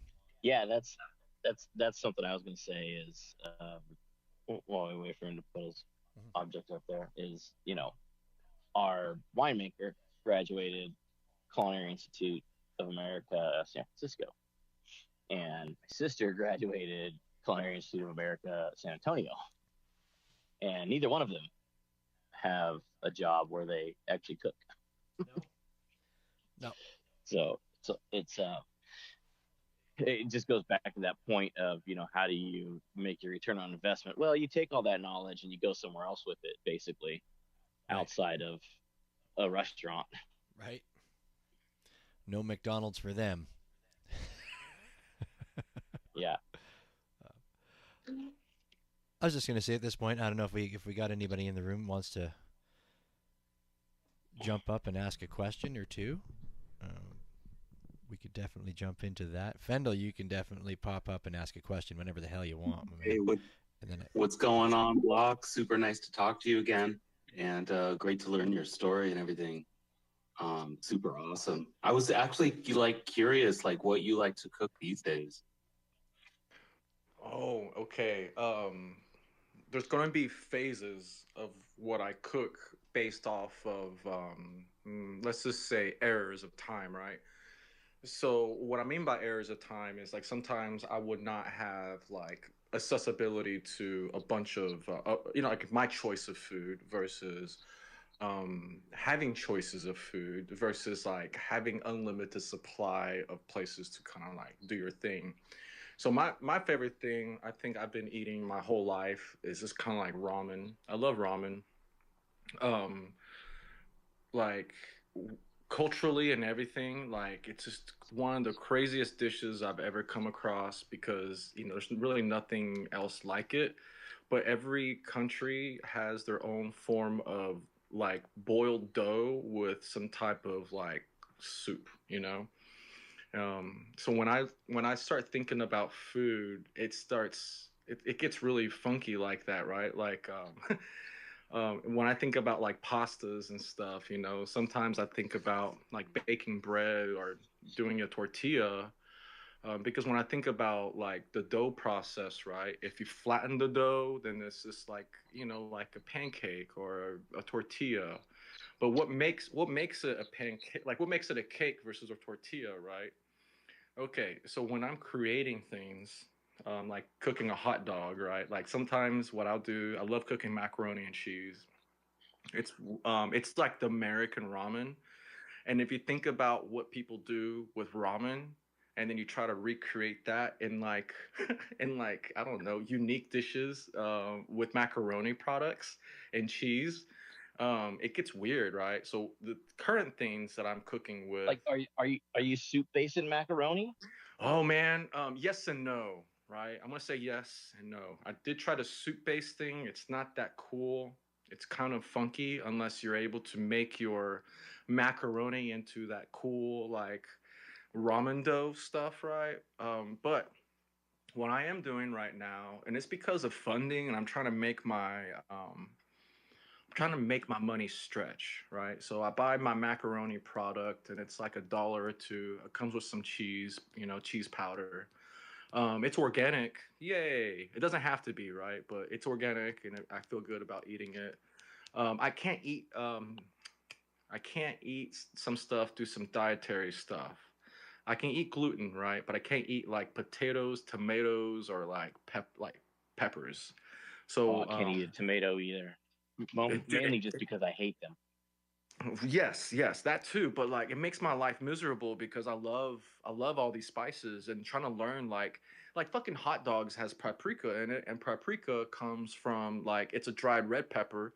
Dried red pepper is in a nightshade family, just like cigarettes, right? Like the more you know, the more you're like, what the fuck, right? So I don't want to stress about food. I like to think a little bit more on a positive side. So I'm here to just keep creating towards my palate, right? So macaroni was kind of a cool subject. So macaroni first, and then I would add like miso paste to it. I would add blue cheese to it. I don't mind chicken stock. Chicken stock is good. But then like take some sausages, right? And you can take any sausage, but I would prefer something like chicken thighs because it has some fat to it. If it's pork, right? Maybe pork shoulder. Grind up pork shoulder might be kind of good. Not like pork belly; it's a little bit too fatty. But the cost is kind of great. I think that's why I like it. Because you're not like spending too much money on it and stuff. So I think I'm looking at maybe $3, $4 for my meal at the moment with just the pasta and just the meat. Now my pasta box comes with a box of cheese, and I'm kind of really stoked about it because I think I eat like cheese 5 ways, right? I think I eat powdered cheese. I think I eat blue cheese, right, which is in a different league of cheeses, like cultured cheese, liquid, whatever. But then I also like my block cheese, right? So I take a block of cheese and I put it in there too, and I grate it. And also have a little bit of like sour cream, right? So I put that in there, well, with the miso in mind, right? And this is what I've been eating, and please don't make fun of me. I've been eating tons of Brussels sprouts, tons of it, right? I love Brussels sprouts. I love cooking it with like mushrooms, like darker mushrooms, maybe portobello, but they could just be like these darker. It doesn't matter, right? Just some dark mushrooms would be cool. Um, Now, what I've been doing is I've been kind of like using all the oils from all the dairy within the pasta and just kind of like mushing that around. But I like to get the Brussels sprout and I like to cook like the meat with it, or whatever. And I like to kind of like brown the Brussels sprout with like the fatty acids of the animal acid, right? Whatever. I'm sorry if anybody who eats vegan. I apologize for saying animal fat. It is what it is. We gotta apologize just for saying animal fat now. But yeah, I don't know. Like, it could just make somebody cringe, mean, right? You don't like to eat it, don't eat it. But this is art, right? This is what I'm yeah. talking about. Art should provoke people, So, but like, it's kind of basic, right? Like all the vegetable just cooking into this, this fat. It's really great because you don't need to use butter. You don't use other stuff, but it kind of soaks it up where technically it doesn't soak up into your pasta. You can soak it up into this other part, and then you kind of like mix it in a little bit. So I've been kind of like having fun with that type of mixture. Sometimes I put corn into it. I tried putting beans and macaroni together one time. If you're really starving and really need something hearty, I would suggest it, but I would never suggest it.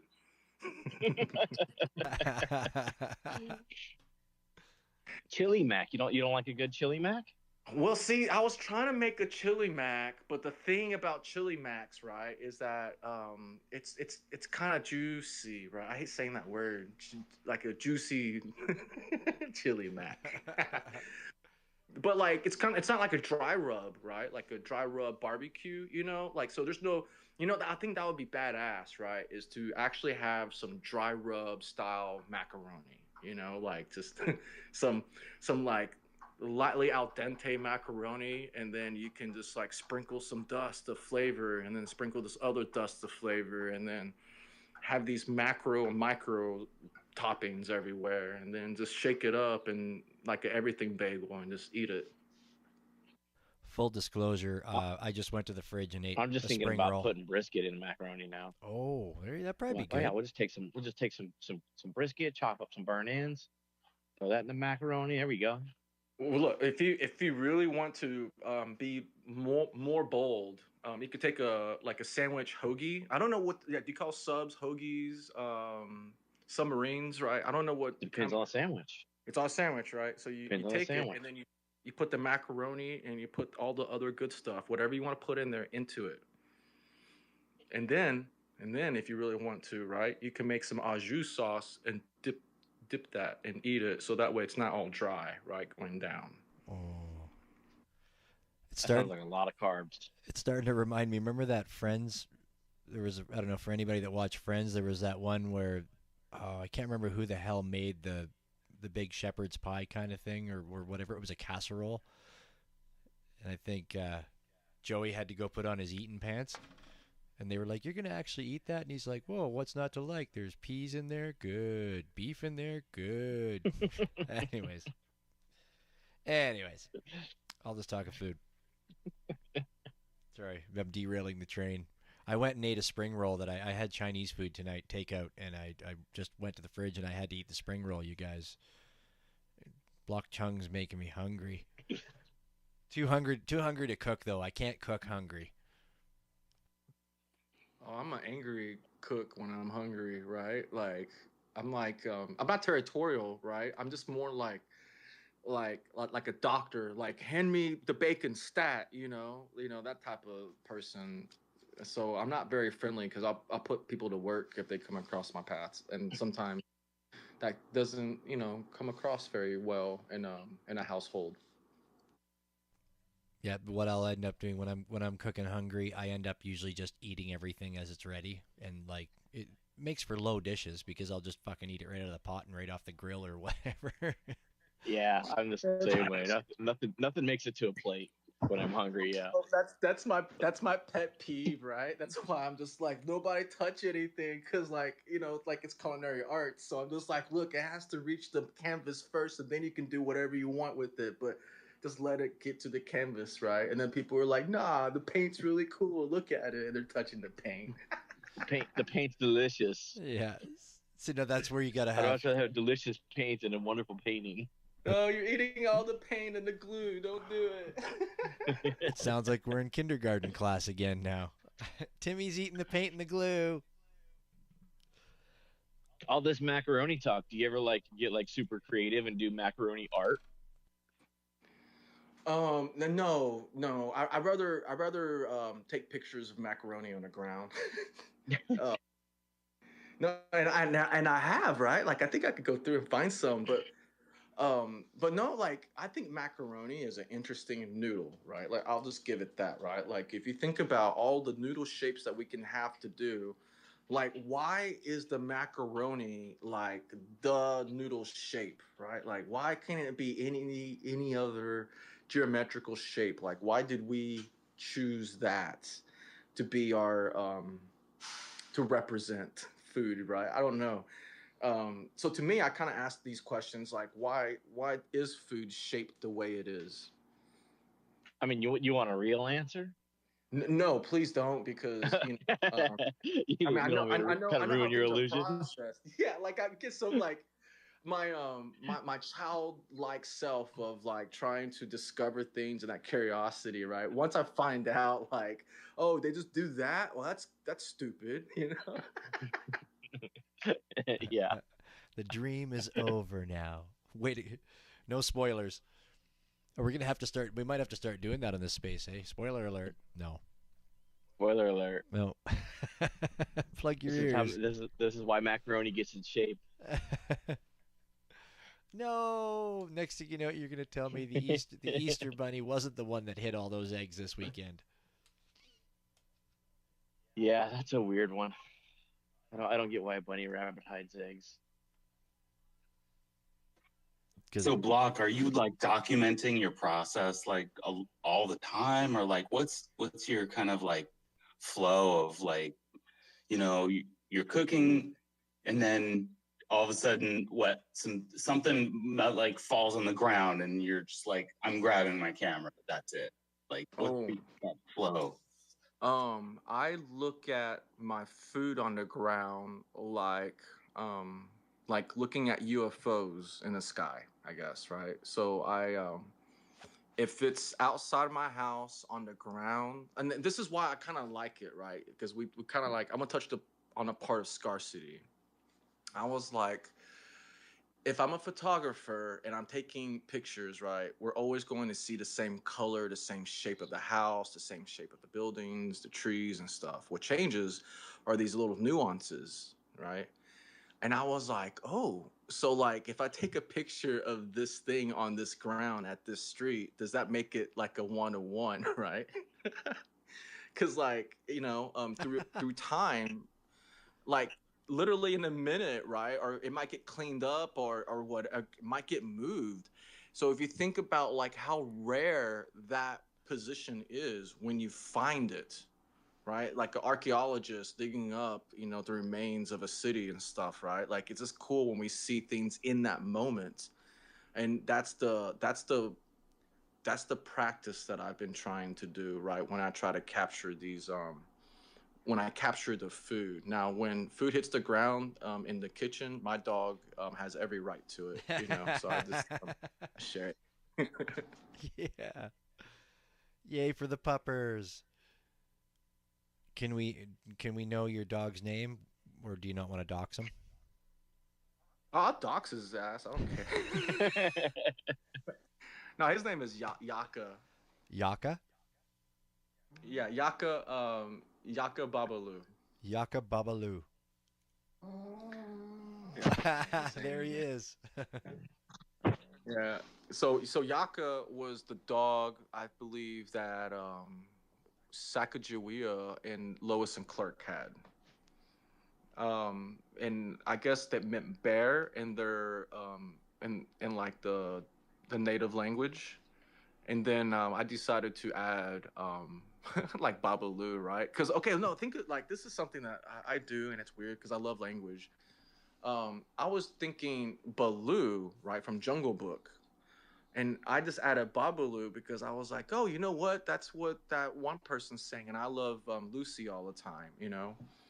And but I didn't think that like one word meant another, but I thought it was just really cool that I could put them all together to form his name, right? So his name is like Bear Bear Bear, but like Bear of endearment or something like that. It's just kind of funny. That's fucking dope. Because I imagine you get that question a lot when people hear you, you know. Because I like when I named my dog, you had to picture yelling it at the park. So, like, do you call him by his full name? Like, if he's off running around, do you? Oh yeah, I do, right? And it's cool. Like some people think that you know, I'm just speaking in a different language, and that's totally cool, you know.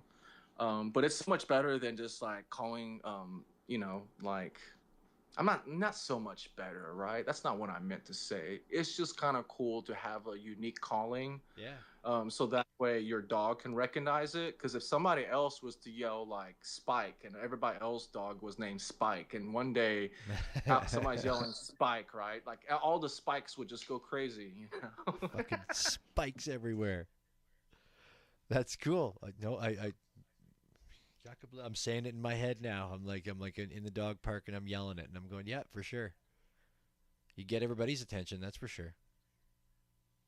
No, like dogs get interesting when you say like two more syllables, right, to their name, right? Like they, you know, like one or two, that they get it, right, you know. But when you're just like adding like a last name to it, they're just like, oh shit, this person's speaking to me, you know. Just like if your mom, if your mom was yelling at you and called you by your full Yeah. name, oh, I'm fucked.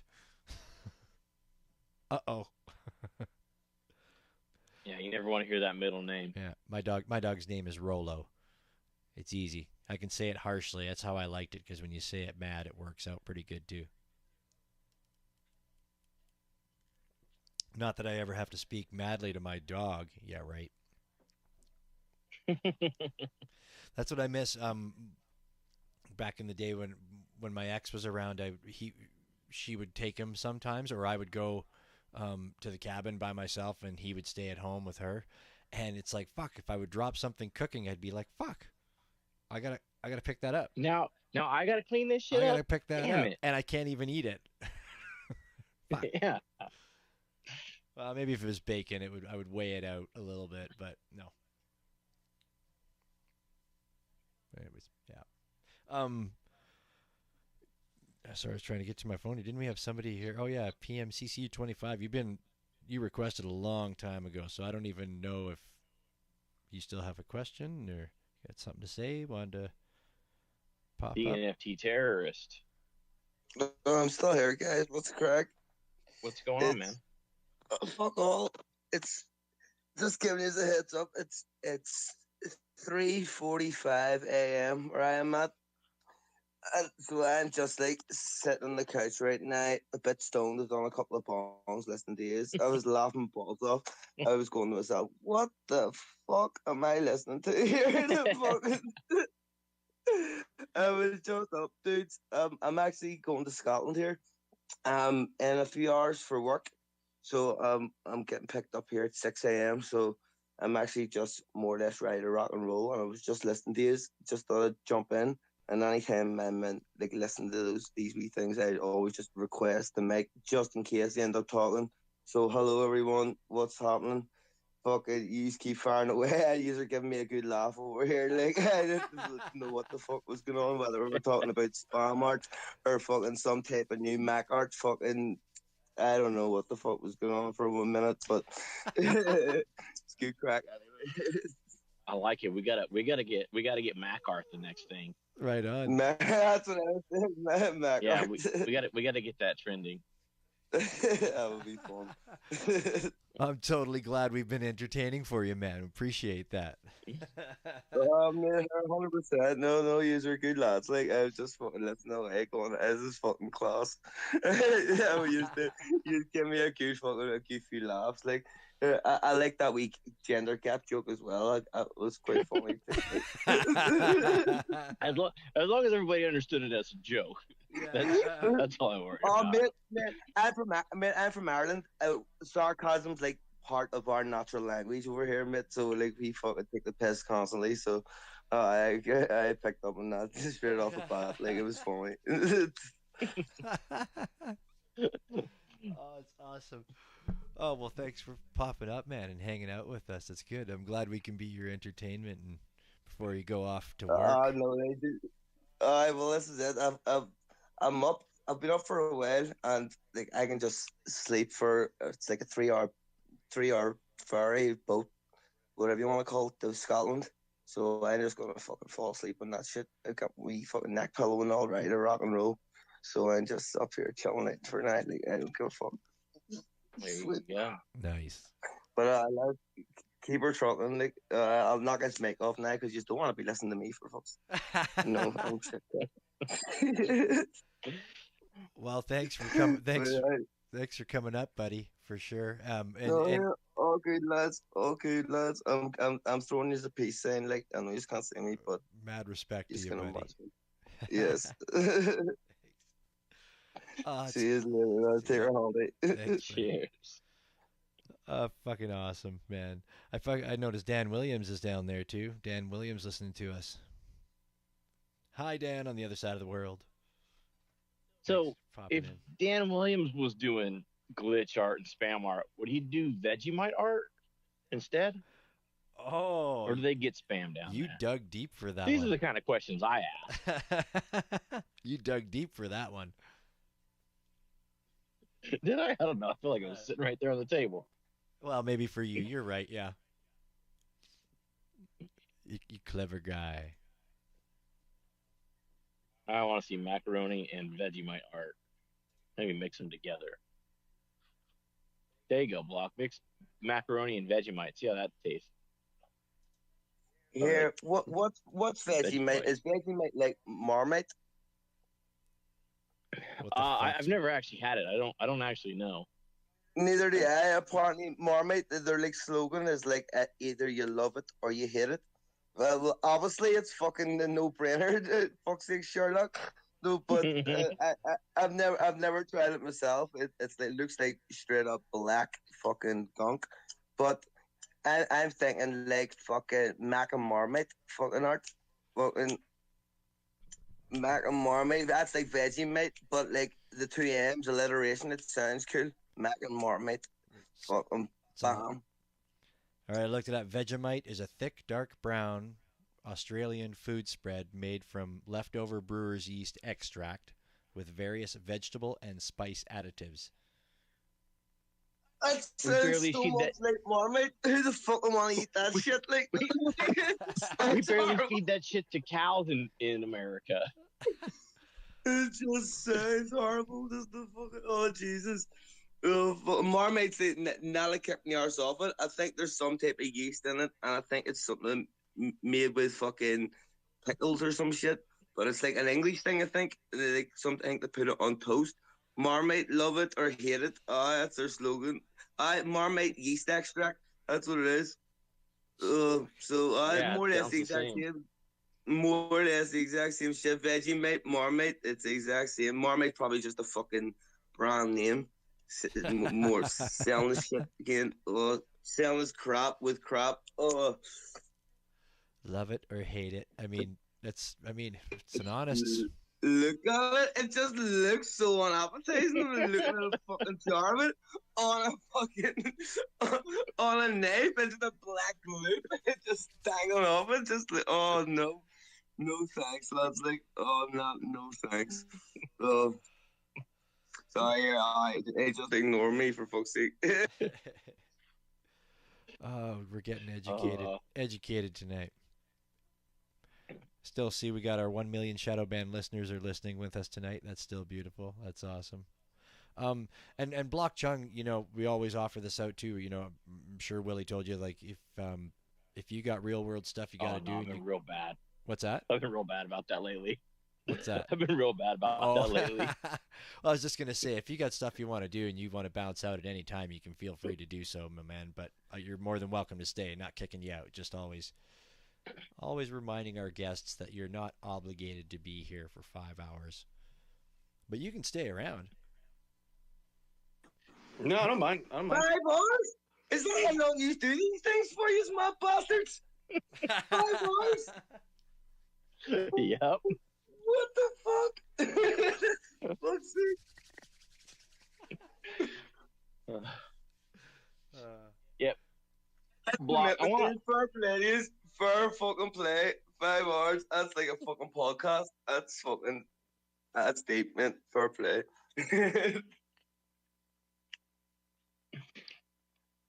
Block. I want to know more about. I think last time we talked to you, you were saying you were like had a big push towards like minimizing food waste and like food conservation, something along those lines. Is that right? Are you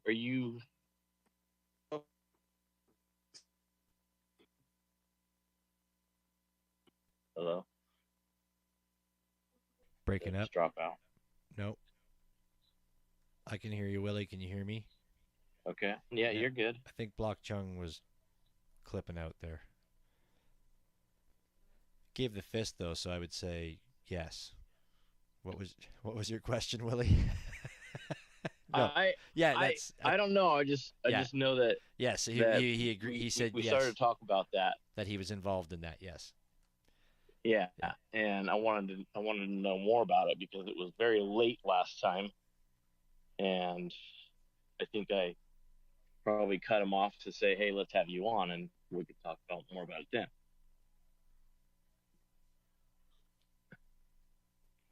I don't know. He's obviously having some audio difficulties, or maybe he's pooping. No, just kidding. Just kidding. Just well, kidding. He's not muted, so maybe he's having audio difficulty. Yeah. That's it. Maybe try leaving the space and coming back, and we'll bring you back up. Figure it out. These things happen in these things happen in these high-tech Twitter spaces, you know. And then we can get into some food conservation talk. That's what we call it. Yeah, I've been cruising around his object profile, and I'm digging it. Find anything good in there? Yep. Oh, Party okay. like it's Windows 99. I really dig. I think it's a cool piece, and it's all over the place, man. Some like flashy ones that really catch my eye. You know how shiny. Well, hopefully you don't have epilepsy. No, definitely not. I'm still talking. I'm still here, so I think I'm okay now. That's good. Mm-hmm. I can't believe there's not like an epilepsy warning at the very just like at the front of the object. Like, if you have epilepsy, be careful what you look at. Right. Well, there is a lot of glitch art probably shouldn't be viewed in a bathtub. I have seen that before. I'm sure it was on Object. It was like on some collections on Object. It says that. It must be an option to put does it really? Yeah. Yes, I know I've seen it. I know for sure I've seen it. It's probably an option, right? You probably got to click it when you're creating your collection or something. But yeah, there's I can't think of the artist off the top of my head. I've been trying to get a few of the pieces, but I know the warning is at the front of that collection. I have seen it before. I got a lot of flashing things on my screen right now. Definitely don't have epilepsy, and I'm pretty happy for that. Okay. Well, mind you, when I DJ'd for all those years, you know, being underneath all those lights and strobe lights all night, I probably would have figured it out long ago. Yeah, something you would have found out a while ago, huh? We're good. We're good, and we are simulcasting on the YouTube tonight. I really should have a tweet with that in there ready to put up at the top. You know, there's a little clicking and back and forth. Nothing too fancy. Been showing some of the art pieces up there off of the Object. So it's really fun. Just a cheap way of archiving these spaces so we can go back and listen to these, you know, when we're old and gray. Oh, wait, I already am, but I can listen to it just before I die then. reminisce about it. Something for my kids to listen to when they grow up and find an interest in art. Right? When we're huge, people will be listening to these over and over again, these spaces. Telling you. Speaking of, you hear we're getting a blimp? Yes, that's right. We are. We so we're are. getting a blimp. The Hash Brown is hooking us up with a blimp. And we're apparently going to be able to do commentary from the blimp over top of the Tez Tones events. Yeah, I feel like we finally made it now that we have a blimp. Dude, that was amazing. And apparently he's been working on it. So, but it's I just got a new idea. Mm-hmm. We should have a third seat in the blimp, but we can charge tickets through Tez. We can sell like certain tokens through Tez as tickets to be in the third seat. We could raffle rides, like hot air balloon rides at the county fair. Yeah. Yeah, for those that want to watch from above the competition. Yeah, that's totally awesome. And not sit down in it like a bunch of plebes. I'm still I'm super pumped about that. Like, I think that's gonna be fun. If we can pull all that off, that'll be fucking fun as hell. Like, I'm stoked for that, to have our own blimp. Yeah, it's gonna be cool. Yeah, it'll be dope. I've been trying to help Hash Brown get his brake released. His left rear brake. If for those of you that didn't listen to the space with Hash Brown, his left rear wheel seized up and wasn't turning. So Willie and I were trying to help him out through DMs to get it unseized, but we have not been able to do it yet. I got him. Yeah, I got him close today. I think the next message just needs to be. I think you just need a bigger hammer, bro. Yeah, that's what I like. Get a bigger hammer. I'm always hesitant to tell people that, because like, I'm always like, oh, you just got to hit it, right? And it's like, in my head, it's like I have to understand that I know how I would hit it, and then I have to not just assume that people know how hard or how lightly they should hit something, right? No, we'll just give her a tap, and then they just whack it and smash it, right? But yeah, we tried. I got him to the point where I got him to take a little the little knobby off the back so he could get inside to the self-adjusting mechanism that's in there, but he couldn't quite see it and couldn't quite get to it. And he's like, I'm at the point where I don't think I should be shoving a screwdriver in there randomly and poking around. So he's going to get somebody up there to help him. If he was closer, I'd go. Well, I tried to I tried to get the A&R department to go up there this weekend and go camping and help them out, for this coming weekend, but she wasn't having it. And I don't have a vehicle myself right now, so I can't just like be like, hey, peace out. I got my own project I'm fixing. The Rover's still in pieces? Yeah. It's almost back to reassembly though. We're almost at the reassembly stage, so. Well, that's always good. That's more than halfway. That's quite the ordeal. I'm sure it's no small job to haul a radiator out of one of those things. It's just a lot of plastic shit to take off. I was just gonna say, I bet there's a lot of fucking plastic on that thing. Yeah, just a lot of plastic shit to remove. A lot of hoses in the way. Yeah, it's a lot of shit. Yeah, for sure. Oh. I don't know if Block Chung got his microphone back. I'm sure he would have spoken to us by now, but that's cool. That's all good. That's all good. Fendel, how's the snow situation up there? You got some spring skiing going, bro? Well, no Fendel now? Fucking. We're just falling apart today. That's all right. No Fendel, we lost Block. It's no big deal. It's all good, man. Next week we got Retro Manny coming up, just to take a little commercial break while we're sitting here. Retro Manny's going to be our guest next week.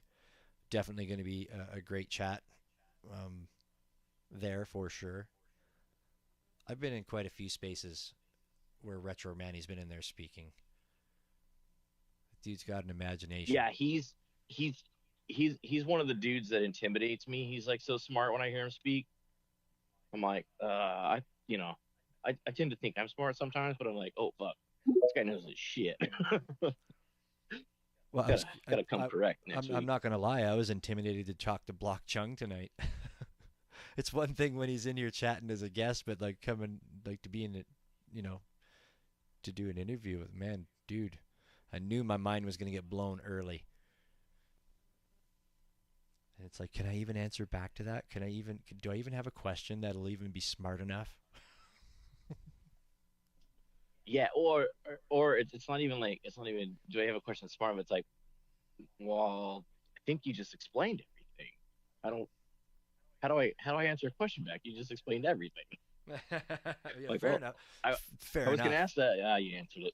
Fair enough. Fair enough. Actually, I do agree with that 100%.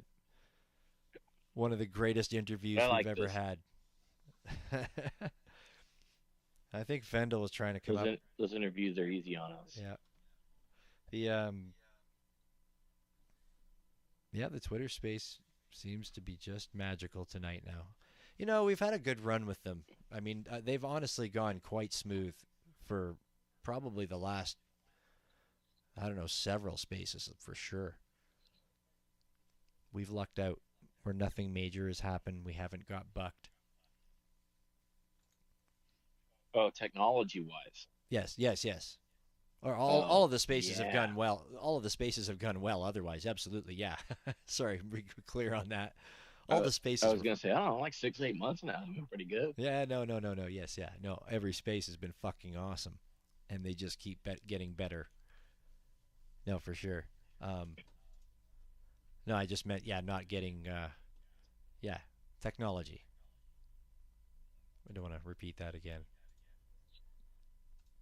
I was clicking around. I was trying to put another picture up on the YouTube here.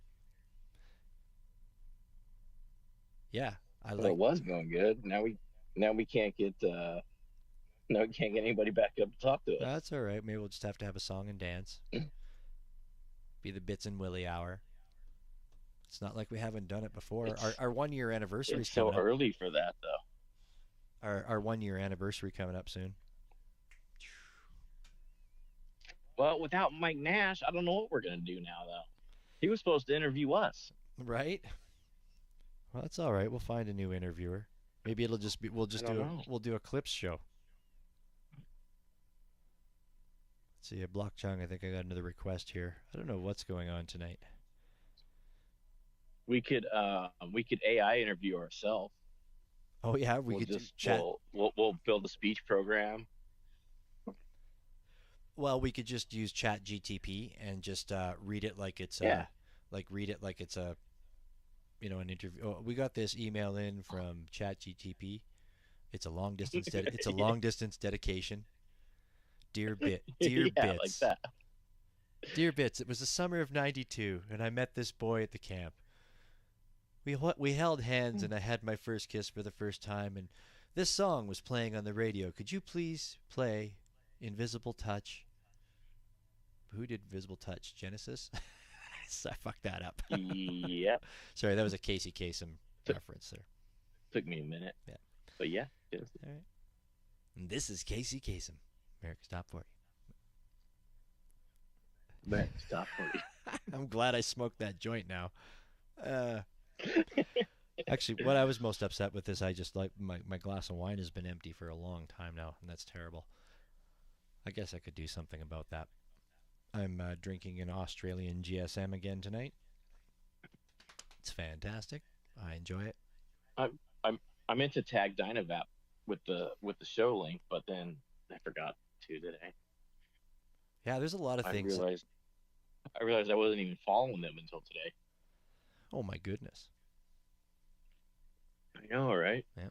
You have the How am I supposed to get sponsors if I don't even follow people? Right? Well, it could be good. It could kind of make them want you to be, to follow them, right? Like maybe it would they'd look and go, well, why the fuck isn't Willie following us? Like, what can we do to appease Willie? How can we get Willie to follow us, right? So then maybe they would that's how we'd get the sponsorship, because be like, can you please have Willie follow us. Like we want him to follow us. If he's not following us, we're nothing without him. Yeah, yeah, I can see that. Well, that's what I was thinking. I like it. I like it.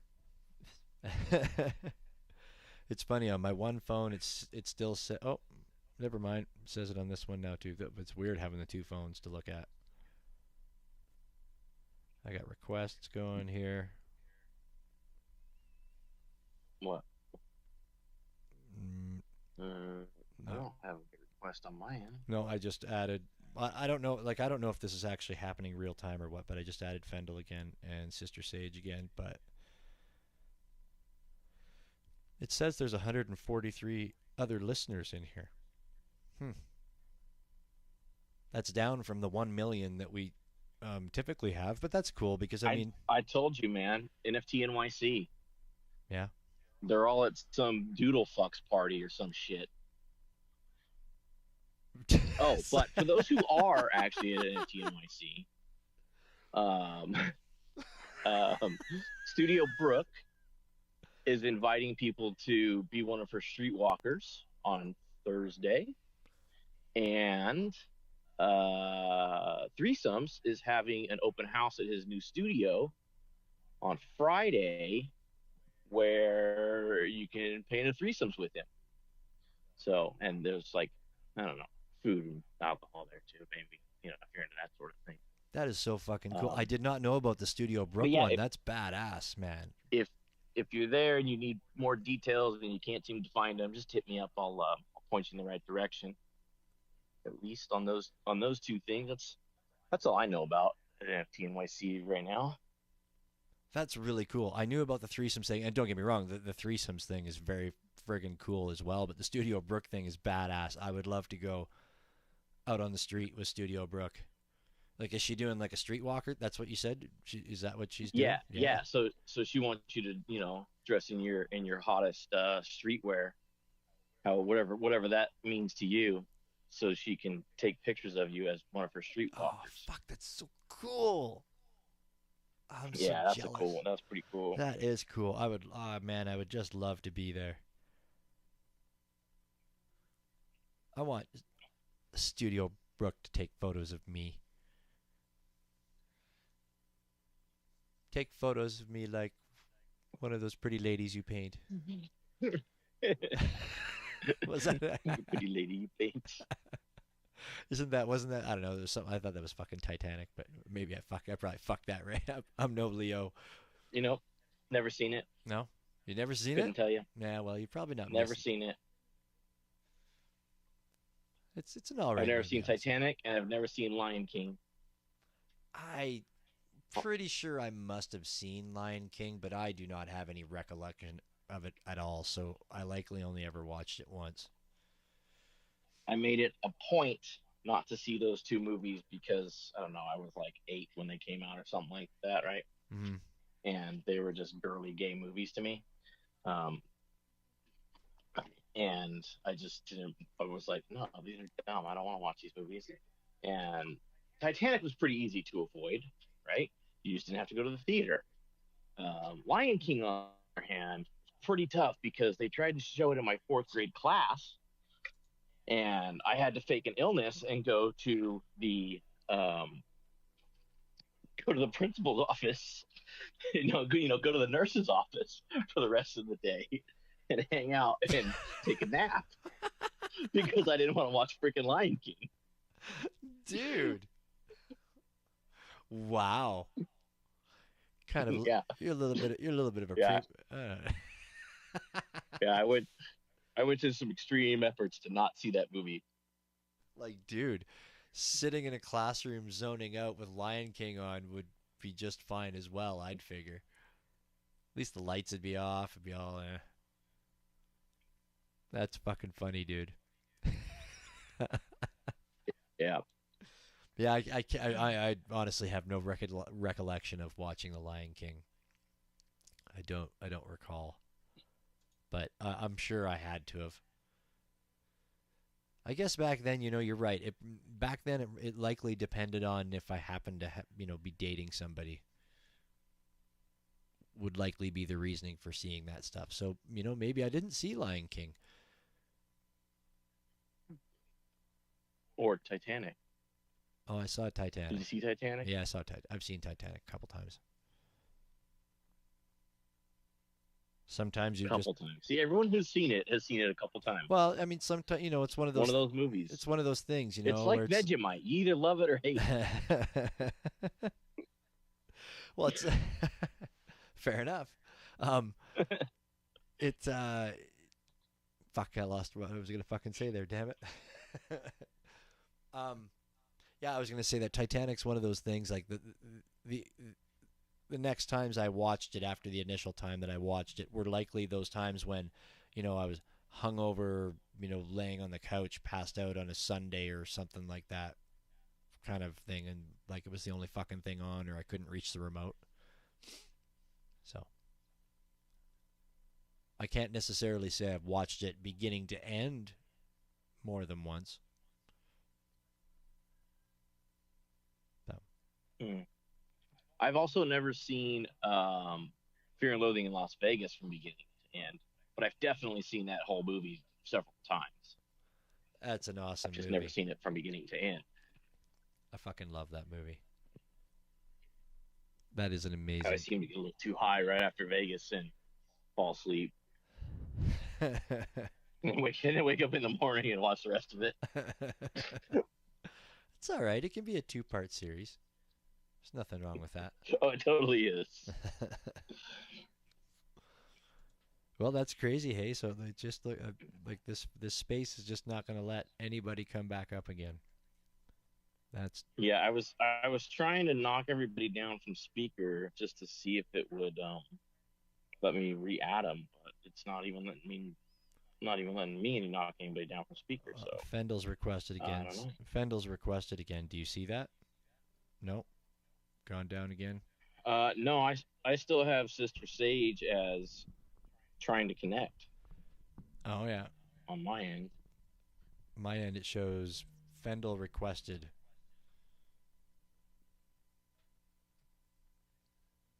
Oh yeah, technology. Technology is just ripping it up tonight, man. Just ripping it up tonight. You know what I would like to do? I think just to take this moment is I would actually like I think we should play a Fendel tune. I just don't know what I should play. You know what we should play? We should play that last Mikey Wilson used NFT one that he just released. Or we could play his Testone piece too, but no, let's do this. Let's take a moment to appreciate a little Fendel, maybe. See, maybe it's not even going to load for me. Maybe the world's just going for shit. Maybe the data is... The data has become too much. I guess. Are you tired of collecting the same crusty old NFTs? You bet you are. Welcome to Mikey Wilson's Used NFT Emporium, home of the original Tezos blockchain starter kits, just $15.95 and up. Meet Mikey, the owner who's always on the hunt for the most unique and valuable used NFTs on the Tezos marketplace. Like this one. Boom! $15.95. Look at this slightly used beauty. Boom! $29.99. Take home this instant classic. Boom! $79.99. So come on down to Mikey Wilson's Used NFT Emporium. Let Mikey select the perfect used NFT for your personal taste and bump and enjoyment. Because you don't know what you're doing. And you don't have time for that shit. But Mikey does.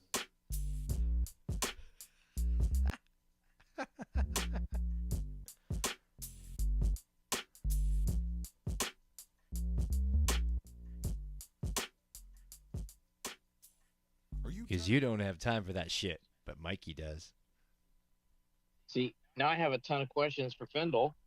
I want to know if is that Mikey Wilson that is doing the voice on that? No, I think that's Fendel. That's Fendel doing the voice? Yeah, I think he runs her through a few little processors there. Okay. Or maybe just pitch shifts it. What do you mean? I don't know. We discovered we discovered last week that Fendel can smack talk. Like, Oh yeah, who the fuck ever would have thought and that? he knows how to run a stick, Right? like a promo stick. Yeah, totally. He The guy dealt. can run a promo. Absolutely. Holy crap! Absolutely. Absolutely. I mean, I'm running down to Mikey Wilson's used NFTs right now. So that's something else I was thinking about during that is it seems like a weird term when you think about it because like usually used implies a discounted value because it had previously been used. Um, but when we think of NFTs, even if they're previously owned, we still hope that they increase in value.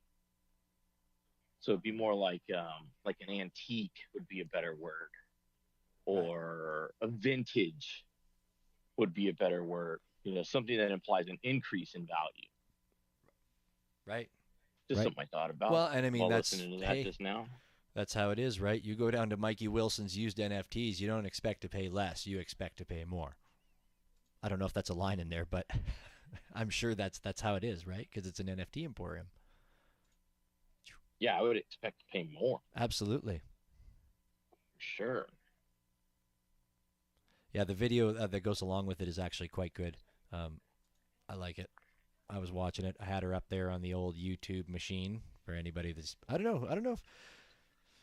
I guess I can't. I don't want to fuck around and pull YouTube up right now. I guess I could find out. Guess this is the day and age where I can find out these kinds of things. How many people are watching us on the YouTube machine? I don't know. We got a full house in here tonight, rocking and rolling. I like it. Mikey Wilson's used NFTs. While we got some folks in here, definitely if you check up at the top, Teztown is putting on a Spring Fever Burn Token event. A whole whack of amazing artists contributed art to this event. All you got to do is find the link up at the top that I've pinned up there, and jump on there, grab yourself one of the tokens, you burn it, and you will get an NFT dropped into your wallet. And there's some really dope pieces left. Fendel had a really good list of who was still happening there, and he had some pretty good numbers actually. He's been paying attention, obviously. But there's some really dope pieces to get. The tokens are 2.5 Tez, and all you got to do is purchase it, burn it, and you will get airdropped a wonderful NFT. It's helping to pump the Tezos ecosystem and kind of shake off the cobwebs and celebrate springtime, because that's the season we're in. Oh man, this on Sunday, it was the first time that I have been able to go outside in shorts and a t-shirt since fucking whenever the hell it was last fall. It was amazing. It was amazing. Yeah, it was already 90 here on Sunday. Yeah. And I'm like, God damn it, it's already fucking hot. We didn't even get our 3 days of nice weather yet. Fuck. Before it gets too hot. Something else I just thought about. Things rising. No, not my dick. What the I was going to say a fart, man. Wow. Bitcoin went over 30,000 this week. Which didn't really help Tezos right now. It's not, Tezos is still cheap. So, thought that was interesting. That's Hoping to see interesting. a better move from Tez and some other smaller coins to follow that, but Was it a healthy? didn't happen. Was it a healthy go up? Like it wasn't like just a little boom. Yeah, it's kind of hovering right there still. I think last time I checked today, it was still right around 29.8 or something like that. Right. So it's kind of level. Well, this is definitely not financial advice. You got to say that there. We'll make sure to reiterate that one. That's right. But yeah, it's I thought that was. I mean, either way, it's good to see. good to see some money coming back into the ecosystem. So Yeah, I haven't. now we just I wait don't to even. see I what haven't. people want to buy. Every time I go to buy Tez, I don't even look at what the price of it is anymore. Have you made any wine lately, Bits? I have. Well, I'm just finishing up. Did we lose Bits now too? No, you not hear me? Great. I don't even have the power to end the space. Can you hear me? Yeah. Okay. I know I flipped over to the other phone there. I was just running out to fill my glass of wine, and so yes, it was so it's WX8BK is we've lost because I tried to use that phone. Oh, okay. So that's interesting. Wow. Huh. Well, whatever. There's. Wow. I've seen people throwing stuff up. Like I know Sister Sage is still connected. Well, the last time I looked, anyways. Everybody that's connected, give us little thumbs up, shakes, give little high fives. Shake your booty. Woo! Nothing.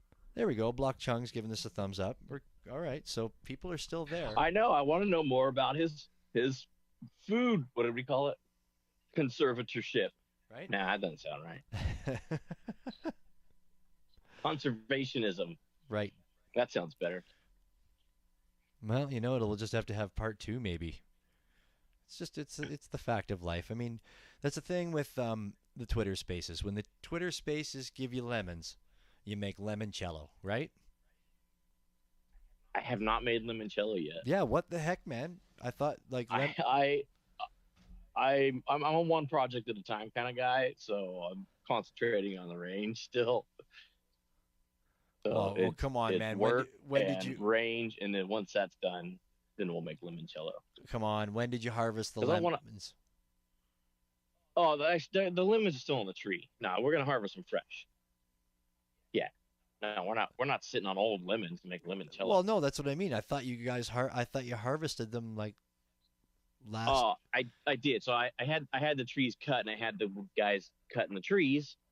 Pull me a box of lemons. But then they sat out in the rain for like 2 days and then got all mushy. I'm like, there's lemons on the tree. I can wait. Till I'm ready, and I don't have to then come back 5 days later to bottle or something like that and be like, oh, I don't have time to do that right now. Then it's bad in the bottle. So I'll let the lemons grow on the tree. The best way to keep them fresh is to keep them alive on a tree. Right? I guess, do they not get over ripened? When's lemon season? It's the fall, right? When you harvest lemons? Okay, if I know they're there year round. Oh, really? I've had lemons on that tree since we moved in. I didn't know that. Okay, fuck, I didn't know that. Yeah. Yes, I have no idea. I don't know if there's a season or if they're just you just pick them when you want. It seems to always be there. So. Right? Find out. Oh, I just noticed Shadows popped in the space too there. That was our opening track tonight that I played. Thank you for creating such great music. Right on. I'd say come up and say something, but you likely can't even come up and speak since it's not letting anybody else come up. We could try. Yeah, give her a shot. Give her a shot. Make it so. If it happens, it happens. But yeah, no, I didn't know that. So lemons just keep fucking eternally growing, and like there's just always going to be a lemon on your tree. I guess. I don't know. I don't particularly care for lemons unless they're in limoncello. That's really all I like them in. I don't like if the recipe calls for lemons or something, I'll use a lime instead. I like limes. I don't care for lemons. So that's why I'm trying to grow a lime tree. And I might become an expert on that, but I'm not going to give a shit about this lemon tree other than when I need lemons for limoncello. Well, that's dope, though. I mean, you can have your own lemons for limoncello. Like that's getting to the heart of it, man. That's knowing your producer, right? That's the best. Knowing the grower. Yeah. Gotta know the grower. But see, if I know that I'm a shit grower, I don't know. I might be questioning my own limoncello here. Well, you don't have to. You could go buy some and say, no, these are mine. These are mine with the little whatever. I don't know how I was going to drop some lemon name brand lemons you buy in the store. Sunkist? I don't. Does I Sunkist think, do I think lemons? Sunkist grows All right. lemons. It's just one of those things you don't know. Shit, is there Big Lemon somewhere? Must be. Yeah. We get that on Nick I hope Dime. Big Lemon's not listening to this right now. Yeah, they might have been like, shit, we're totally Big Lemon. We're gonna sponsor the WX8BK Night Train every Tuesday at 9 p.m. Eastern. We were until you started talking shit about lemons. Yeah, and they just dove out. They're like, fuck that. These guys aren't up to their snuff on. But It's not my fault. The lime is a more versatile fruit. I didn't make the lemon or the lime. Yeah, I don't lemons. tell you. Yeah. I guess I don't ever use lemons either. I'm sure if Block was up here, he'd be like, "Fuck, you could use lemons in this, you could use lemons in that. Just put it over your mac."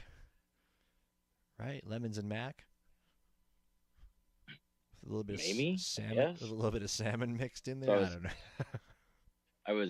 I was out having some drinks with a friend of mine not too long ago, and she orders a Tito's and soda, and specifically says with a lemon, and I'm like, lemon? Why lemon? She goes, you know how much Tito's and soda I fucking drink? She goes, I get real tired of limes. I'm like, all right, valid point, I guess. Yeah, just get that citrus in there. What Tito's is a beer, right? Vodka. Oh, vodka. Okay. Oh, okay. Yeah. Sorry, I know Tito's. Yeah. Okay, gotcha. Yep. All right, I got it now. But Tito's comes flavored, doesn't it? I don't think so. Not that I know of. Huh. I don't know. My sister hates Tito's. She won't let me drink Tito's. I don't really care. I'm like, whatever. There's cheaper stuff out there. It's just a shit brand name. I stay away from drinking. Well, if I drink any alcohols, any hard alcohols, it's always straight because it keeps me in check. Because I don't like to drink mixed drinks because I just fucking hoof them back. And like I'll be drinking 5 to everybody's 2, and then that's it. Anthony's Pitts is going home. Or somebody, not willingly, somebody's telling you probably should go home. All right. Actually, no. Honestly, that's not the truth. It's usually me that says to go home. I have never been asked to leave a party, so I'm a good guest. It's not like I'm a big guy. It's not like anybody would be scared to send me home. No, little man, you're going home now. Okay. Fuck. Yeah. Oh. You're not much of a threat. Right? No. I was just clicking. I guess that's why you're always a good time. Yeah, I try to be. I like to be positivity. Positivity, man. Everybody's gonna have a good time. If you're out to have a good time, have a good fucking time. Did you get that? Did you trade in all your pieces, the Pop Lazarus triptych, to get your interactive? I did. Yeah. I got both of them. Oh, you had. I had 2 full sets, Dude. which means I now have 0 full sets, which I don't like. I don't like that. I have an incompleteness now in my soul. So yeah, I had 2 full sets and traded them both in for 1 of each. So you got the interactive, The video and the interactive. and the video. Yeah, Yeah. It was hard for me to pick. It took me a couple days to think about it. I picked the interactive, just because it was Laser Lou helped to create it. Because that's part of his he's the guy that knows about that stuff. So Yeah. I felt that, but yeah, the He kept- videos. Pop Lazarus kept DMing me, knowing that I'm like the only one that has 2 full sets. He kept DMing me like, "You gonna burn or not, dude?" And I'm like, "Man, I've just been busy, man. I am. I'm like, I've been trying to decide if I'm gonna burn both sets or 1 set or which one to decide on." And he's like, so he just kept kind of bugging me every week, and so I kept asking him, I'm like, "Did I miss a deadline or something?" He goes, he texts me back and says, "No, man, I'm not really like big into hard deadlines. Like, I just want to make cool art for people to enjoy. He's like, I don't need to like create FOMO and that kind of shit." I'm like, I like that, man. That's what I like about you. I was just going through my NFTs here, looking for more music stuff that I bought recently. You remember that last time we had Block popped up to chat with us, and he mentioned that band Muette. There was the Marte? no, it was Muete. Okay. And they're like a marching band, but they play Oh yeah. EDM music, man. So Yeah. so I was at my mom's place for Easter this weekend, and when we're sitting around chatting, I'll always pull up some music sometimes. We're always listening to music there. My mom actually has a really crazy music record collection, so it's fun to play that stuff. But I pulled this stuff up, and because I remember he had told us about it, and I pulled it up. I'm like, oh, you got to check this out. This shit's really cool. And so we listened to quite a few of their tunes. Like, they're really amazing. It's kind of funky too, and I started to realize it's like, they're not just playing like, say like the original EDM song. They're playing like the remixes of some of these songs that I started to figure out. And I'm like, it was so cool, man. It was very cool to watch them, take those brass, the marching band, typical marching band instruments and to whip up like some, this crazy EDM that is like very listenable. We listened to it for like an hour and a half. But yeah, I just thought about that as I was scrolling through my NFTs here. But yeah, they did a really wicked Deadmau5 tune that I thought was really dope. But yeah, I just kind of thought it was interesting. They're not doing And they're on Tezos then? No, they're not. No. I was just thinking about that. That's what looking at my NFTs made me. Yeah. I was taking the train right off the tracks there. But they're really awesome. Highly recommend people look them up. Oh, I got this one here. I don't know what kind of a tune this is, but I think we can try playing it. Have a small musical break. Let's see what I got. Well, we can't talk to anybody. Well, yeah, I know, right? But everybody's listening, so we might as well entertain a little bit. All right. Well, I'll click this one here. This is one I picked this up. I think it was last week. It's DYL Rugged.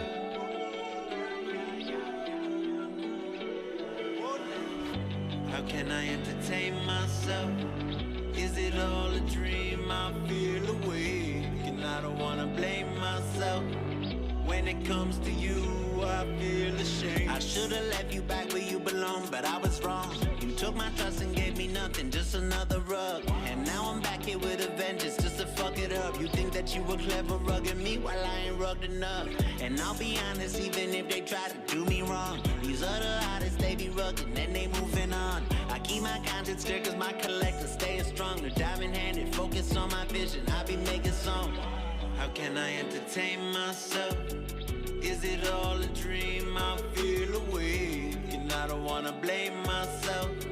When it comes to you, I feel ashamed. Got everybody rugged right now. We be vibing up the drugs right now. Give a fuck about, hey, you need love right now. Devs got pay, you got blood right now. Smoking weed and buying NFTs, I'm fitting in. I say good morning before I brush my teeth and hit the gym. I tap on Discord just to check up on my messages. I had to make them private, redefining what relentless is. I think my people, they just love me cause they see my heart. Explaining 30 seconds, man, that shit is kinda hard. But I've been 30 crypto records deep and hit the charts. Tell them if they sleep on me, they sleeping on a fucking star. How can I entertain myself? Is it all a dream? I feel awake, and I don't wanna blame myself. When it comes to you, I feel ashamed. Got everybody rugged right now. We be vibing up the drugs right now. Give a fuck about, hey, you need love right now. Devs got pay, you got blood right now.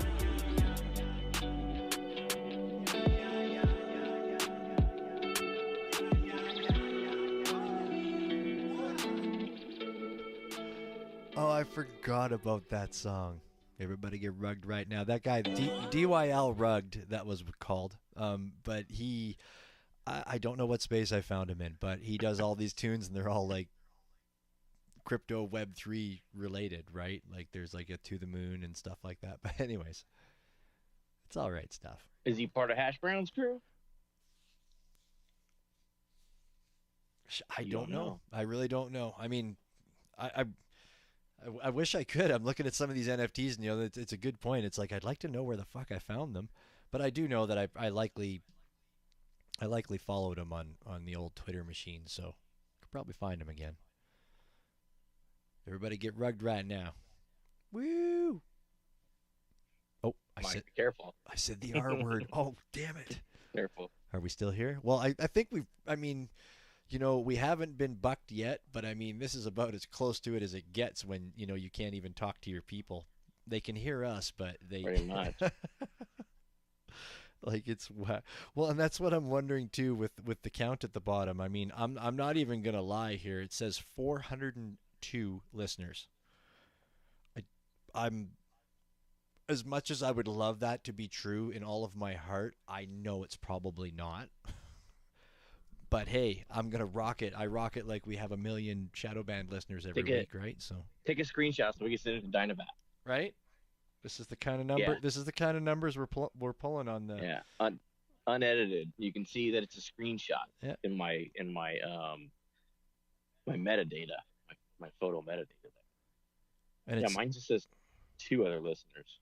yeah, mine says 407. What if we try to mute everyone and then unmute everyone? Think that might work? Well, but I mean, they're not even.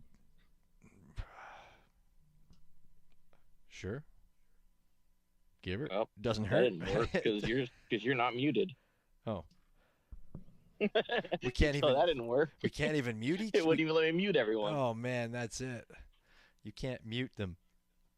You can't mute them. They can't talk to you, and you can't mute them. So, Yeah.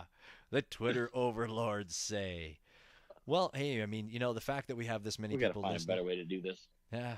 Well, I mean, what do you do? I would love to. I definitely would love to. But I mean, like you said, this is one of the only ways that people can stumble upon you. And it's also... Well, you can stumble upon rooms in Spatial, but I mean, how much traction are you gaining in Spatial, right? Yeah, I don't know. YouTube, I would imagine we could pop up in somebody's YouTube feed, couldn't we?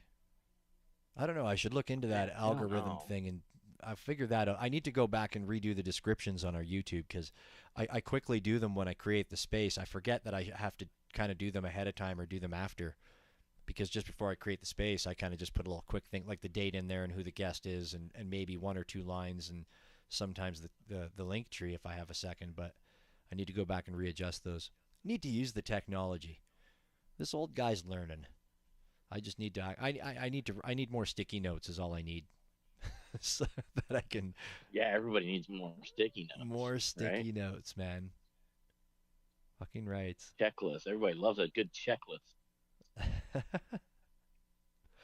Low Key Rogue. That's another artist that does some really great AI Photoshop work and also does his own audio as well. And I've been talking back and forth with Low Key Rogue. I'm hoping we can work something out now with the pre-recorded spaces to see if we can get an interview. Because I like the stuff Low Key Rogue puts out. I wonder what the people are doing in New York right now. Well, what is it? 9, 10, 11. So it's like midnight. Just about midnight there. My time. Well, I guess it doesn't matter my time, your time. It's just about midnight there. No, it'd be midnight there. Quality fucking energy. Oh, and this is... No, not midnight there, your time. Midnight there, their time. And this is why the people listen, because we're just so smart around here. Hey, that's how time zones work. I'm not stupid. I smoke marijuana, okay? All right? It just happened to have a puff. It keeps the entertainment value up. That was funny. Well, I remember years and years ago, I was in Italy and the cousins were there and we were all hanging out. And my cousin was just turning 18. And I said, "Oh, dude, that's a good way for me to remember your age because I'm 36 and you're 18. So every year it'll be like I could double your age." And then like everybody was staring at me and I was just like, never mind. Well, you can't judge. You can't judge. That only works once. You can't judge somebody when they're drinking or high. I mean, come on, they're gonna say some things that are. So how old is this cousin now? Like, I don't know. She's Not well, half my age anymore. well, half my age. She would be 23, and fuck, she might be. I don't know. We'll find. I don't know. I'm gonna have to find out. I'll message her tomorrow. I don't know. I'll message her tomorrow. don't We'll know. find out. We'll find out tomorrow. These are gonna be important things. The Tesnowns have been rocking. Hey, like that project's been good. Flex and the team are doing a great job with that Tesnown project. People are still into it. People love their Tesnowns. He got free. Yeah. He gave utility to all the Tesnown vending machine pieces. Get free mints once a month. Oh, no shit. Yeah. I looked for one and I couldn't. And I remember looking at those, and those were available for cheap back in the day. Well, Yeah, I remember seeing one for like 20 or 30 Tez at one point. one of these days, maybe that'll be the retirement. Be the big hit. People will be like, shit, dude, you got Tesnowns? We'll be going to the Tesnown parties. Big Tesnown fest. Be like Bored Apes. I've got $4 million worth of Tesnowns in my wallet. Potentially. Potentially. Potentially. I was fucking around with my other phone here, but I know. It was good to see Dan Williams in here tonight. I was happy to see Dan. I don't know, has Dan been in lately? I haven't noticed Dan in lately. Dan's probably been a very busy man. Yeah, I haven't seen him in a couple weeks at least. Daddy V in here. Busy IRL. It happens. Man, I have a lot. I you know what? It's like it's always funny whenever I say, "Oh, I have a lot of NFTs in my object wallet," but then I know there's people in this space that have 10x the amount that I have. Like I know Fendel's got a huge collection. Daddy V's got a big collection too. There's a lot of people in here that have big collections. Rich Sanders just popped in. Up a little late. I think Rich Sanders, another fellow Canadian homie. Shout out. Fist bump. Poutine. Strong beer. Let's go. It's the Canadian way. Not enough Canadians in this space, I tell Strong you. beer. Well, yeah. I don't know if you guys get to claim that anymore. Well, I mean, yeah, but it's you're right. You're right. We don't, but I mean, for the longest time it was true. Yeah. For the longest time. Yeah. It was true for a long time. Until the microbrews and West Coast IPAs and doubles and triples. It's so funny that I'm spoiled. I'm drinking microbrews now. Like that's the way that I go. I mean, I drink like a big industry, big beer. If I drink big beer, none of them taste good to me anymore. I'm drinking a Guinness right now. I see, and I never could. I could never ever stand Guinnesses. Honestly, I never could I was never a fan of them. Anything that when I go out for dinner, anything that takes over the room for the food that's going to go in my stomach, no. Oh, that's IPAs and shit though. Guinness. Like, yeah, but I'm not a super big IPA fan though either. Like this whole bitterness fad that's happening in the last 5 years, let's say. I don't even know what the fuck people are doing. Like every time I go on my way through to go to the cabin, I stop in Fernie and they have this great brewery and they have this one called What the Huck, and it's made out of huckleberries, right? Like it's got infused or whatever. And I like it. It's a great beer to drink at the cabin on a hot day. And there's another couple ones that I like that they make. But he always gives me these. Oh, he's like, why do you're always getting that? Why don't you try this? And then he always gives me this bitter shit, and I'm like, nobody likes this. And he goes, oh, it's a big seller. And it's like, I think people drink that stuff because they're trying to be trendy, man. Like that's stuff that has the high bitterness just rots my guts after a while. Like you can't sit there and drink that on the beach all day. Am I wrong? You definitely can't. You definitely can't drink it on the beach all day. It's not a long drinking beer, right? Like something with a high IBU count is not a hot weather beer. It's not an all day beer. It's it's one or two while you're at the brewery kind of beer. Yeah. It's not it's not a golfing beer. Like no, I'm can't glad take that shit while you're golfing. I'm glad you finally Doing said anything. I'm glad you finally said IBU because I was fucking struggling in my head. I'm like a high IBU. Yeah, no. IBU. No, he pissed it. But that's the thing is like, why would you even? I mean, I don't know. Yeah, I just don't. I mean, I've told the guy a million times, and I mean, maybe he doesn't really actually remember me. He just kind of does. I don't know, but it's like, dude, I'm buying these two beers. Why would you recommend I get that? You're probably just the only one that ordered that buys the Huckleberry beer. No, He's like, it's the Huckleberry guy again. Well, no, like that's actually You're the one guy. That's one of their staples. Like that's one of their sellers. Like they've had that for like a lot of their beers. They'll bring them in, and then if they don't really sell well, then they bring them back periodically, right, as special editions and stuff like that, right? But like, or if they sell too well, they have their staples. Them away so that there's scarcity, so that they can bring them back in special editions. They have their they have their yeah, that's true. But they have their staples, right? And I mean, this is one of their staples. So I don't know, whatever. I hate that, but I know I hate that bitter shit. I have a Huckleberry beer in my fridge. Got to be 12, 15 years old. Easy. I'm gonna go find it right now because send it over. Slide it down the bar. I'm on it. But I want to see. I think it's from Utah. Actually, I think it's a Utah-based brewery. There was a beer. I'm curious as to if it's the same brewery. So I had to find out here. Years and years ago. On the air. Years and years ago, I had a buddy that had he had like a subscription to a beer of the month club, so he got a 6-pack every month of different beers, and he got the one time, and it was an apricot beer. It was unpasteurized, which was crazy, but it was an apricot beer, and fuck, was it ever good.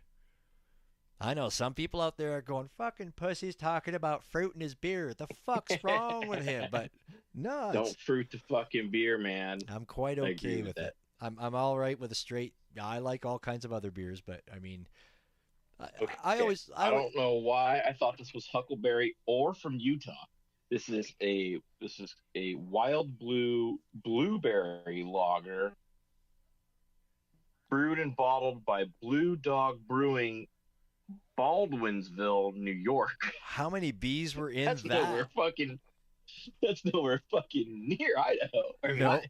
Idaho? No, Utah. Not at all. And with all the blues and the bees in there, you should say that again. Can you say that like a whole bunch of times over and see how? Wild blueberry lager. Brewed and bottled by Blue Dog Brewing, Baldwinsville. Right. Okay. Can you say that again? Can you say that again, but make it a little bit more clear, a little bit more crisp for the advertisement? Thanks. No, you can cut it out from the previous recording and chop it up and slow it down. Oh fuck! Oh, now I got to get all fancy dancy. Don't worry, I'll make you sound like the queen in no time. Don't worry about it. Oh, I dropped my pen. Blue Dog Brewing. I'm out of wine again. I'm out of wine again. Oh, and Poke Shaman popped in. Damn it. Let's say his wine glass was signifying that I was out of wine. It's terrible. Dan Williams tried to come up, but it didn't work. That was unfortunate. It's all crashed. It's because the Twitter it's because the Twitter Spaces, they can't even handle it. They're like, holy fuck, these guys are gonna go hard. 5 hours? They've used up too much Twitter time. We're using up too much bandwidth. A little too much bandwidth. These guys. But I mean, come on, when you got I wouldn't be surprised if Elon starts throttling us after he takes away our blue checks. Well, hopefully it's after this show. I mean, at least we got this show because we have those that are visible in the space plus 513 listeners right now. That's what I'm talking about. Yeah, right. All I can envision. Oh, maybe. I wonder if every time I try to boot somebody from being a speaker, and then it like kicks them and then it brings them back. I wonder if that's that count. No, this count is the other listeners. So this count is the listeners. So what it says is this count is I know, still. if there's over 1,000 guests in the room, they go into this count, or they're listening not on Twitter. So what I would like to imagine is that right now in Times Square in New York, there are all these people that are gathered together doing a flash mob listen of the Night Train. That's what I'm envisioning right now. They're in Times Square. You know what? That's what I was thinking too, actually. Right? There's some amazing NFTs popping up on those screens all over the place right now because you know a lot of NFTs are on those screens, right? You know, it's the big thing these days. And that's what they're doing. They're having a flash mob. They're all listening to the Night Train live in Times. I was going to say Central Park in Times Square at NFT NYC. That's what I believe right now. And deep in my heart, I know that's the truth. Me too. All right. Well, I don't know. Maybe it is. Maybe I can see them all from the blimp. Right. I know it's true. The blimp. I see them all down there like ants, like plebes walking around underneath my blimp. Like, dude, like peasants. Like, this is serious. The fact that we're gonna have a WX8BK blimp is just dope. I mean, I am so pumped. I shouldn't talk so poorly about the non-blimp owners in the room, since they are supporters. Well, I mean, hey, the blimp owners used to make fun of us, right? So I don't know. I guess we should wait. We probably shouldn't make fun of anybody that doesn't own a blimp because we really don't own a blimp yet either. You're still on your call. What? Well, the bank researched that stupid fraudulent charge, and that company gave them a fake receipt. So they denied my fraudulent charge. What? We'll talk about later. Unless there's any bankers that we can't talk to right now that might be able to help me. I need banking advice. I can't even do that. I just don't know what it is yet. I can't mute you, Willie. Oh, I'm back. No, I'm back. All right. I had to go get a phone charger, and then I got inundated by fraudulent bank charges. Apparently, I don't know. I'm not sure what's going on. You weren't at the strip club, Willie? No, it's not the strip club. I wish. It doesn't like a good strip club. Fucking goddamn it!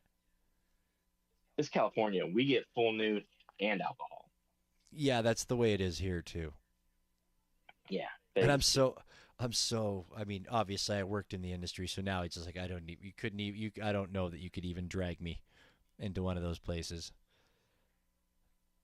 Like I just paying a premium for drinks.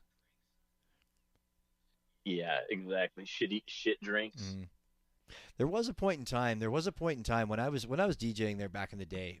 There was a point in time where there was, there was a respect among the performers where they would put there was a lot of effort put into it, like with the costumes, the music selection. There was even girls that traveled with roadies that did they'd set up extra lights and stuff. And I used to love that when there was thought put into it, because I mean, when it turned into what had happened here is once the internet came and the money kind of started disappearing, then it just started to be, they'd just walk around to a song up there and get naked. And I'm like, well, where's the production? Where's the show? I mean, obviously, I guess that's all those customers want in the end. But it's I guess I was there for 8 hours a day. So I was like, well, I want a show. I want bring out the lions and the tigers. And I don't know. I just, there was where's the fire spitter girl? Right? Come on. Right? I know. There was a time, and there was when I would see the list on a Monday and oh, we got so and so here. I love her. She just does amazing. There was one, oh, I can't remember her name. Damn it. It's eluding me now, but Candy, Mandy. Yeah, Brandy, exactly, right? Sandy. exactly. Cinnamon. But she would do these production pieces, and she would get very expensive costumes made, and then eventually she got one roadie dude that would, haul around her stuff and set up these lights, the extra lights that she had. And then she ended up having 2 guys.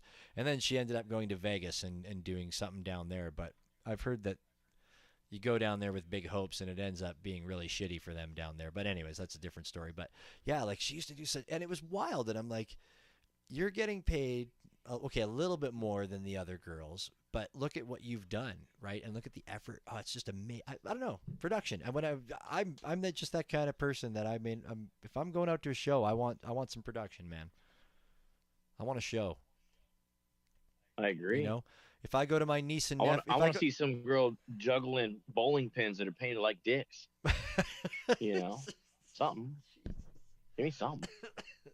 And now we're down to 207 listeners, 109. Oh. No, just kidding. Oh man.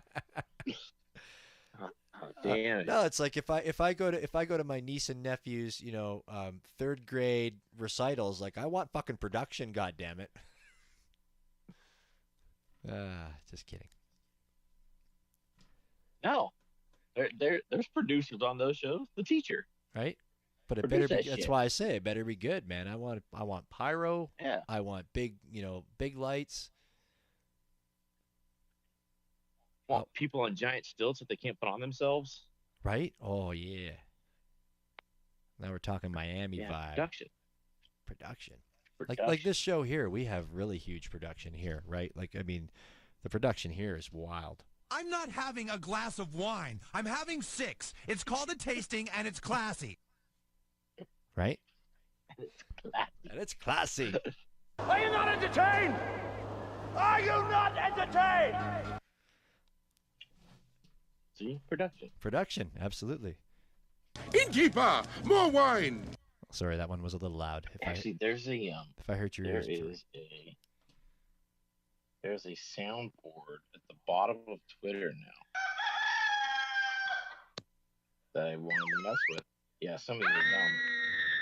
So now you know what soundboard. Oh wait, look at check this one out.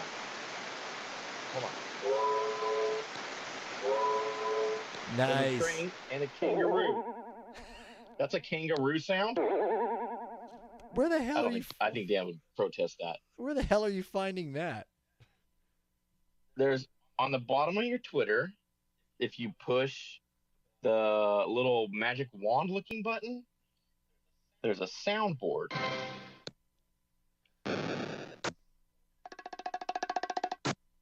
Yeah, and that's what you get. How did I ever Bunch not of weird know dumb that? sounds, I guess. How did I ever not notice that? No way. Oh fuck, dude. But remember, the one that is a kangaroo doesn't sound like a kangaroo. Oh, you can even change your voice, eh? See, the cow sounds like a cow. I mean, come on. What's the voice transformer do? Oh, that was scary. What are I you don't like thinking that at about all. now? Oh, hold on. There's a boomerang in here. What's a boomerang sound? Yeah, Twitter coders are racist towards the Australians. WX8BK. Oh, thank you. Presenting. Did you see the voice ones? They got these voice ones in here now.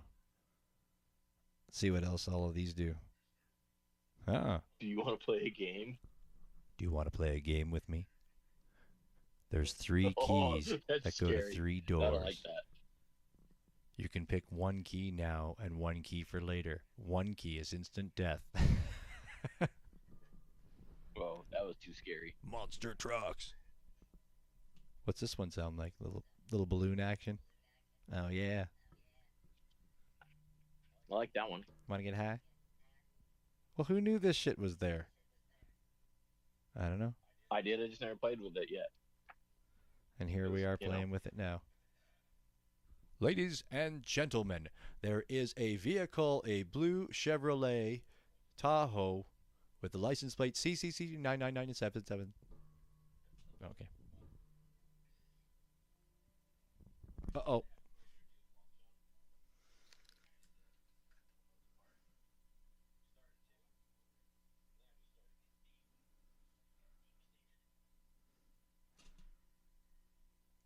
Uh-oh. Can you hear me?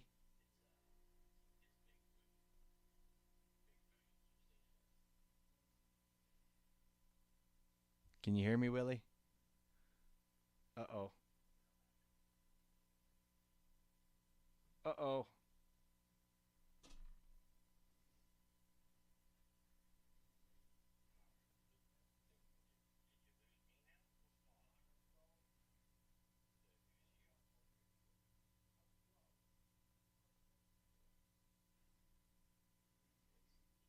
I can't hear anybody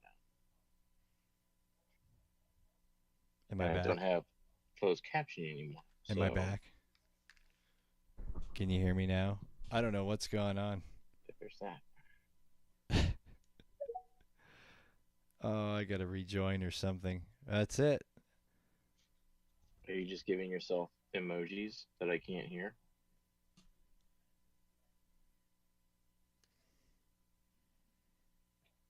Well, I don't even know what to say.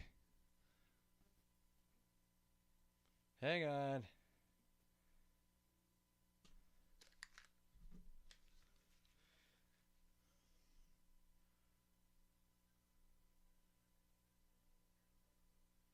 Can you hear me now, Hello, Willie? hello, hello. Can you hear me now? Voice. It's all crashed.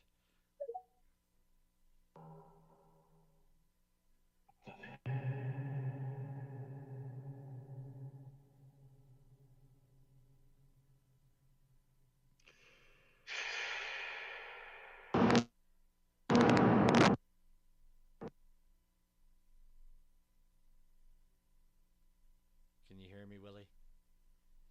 Can you hear me anywhere? All right. Well.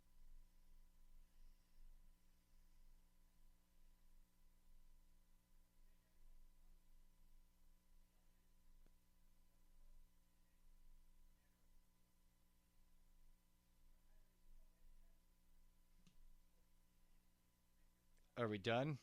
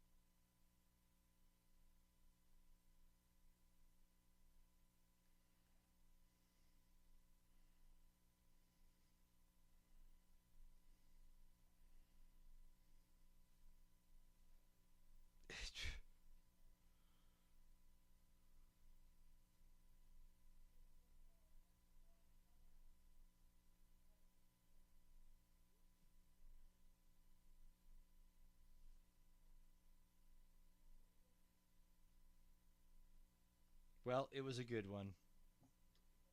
Hey, Willie. I was trying to send out a tweet, but it wasn't working.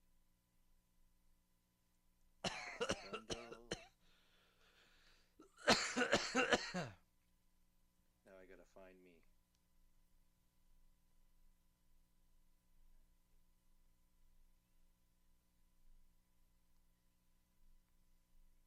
Sent your co-host. Fendel sent you a speak as well. If you want, if you can.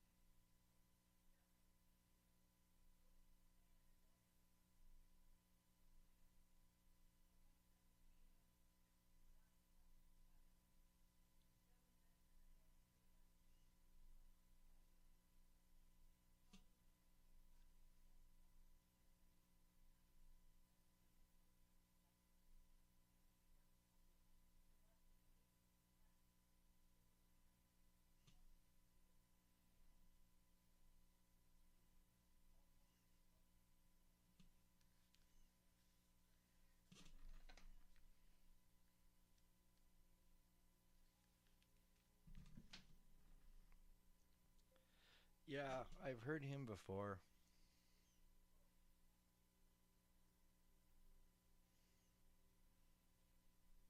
Didn't recognize the name. Period. But I'm sure he was high the last time I heard him as well. LOL.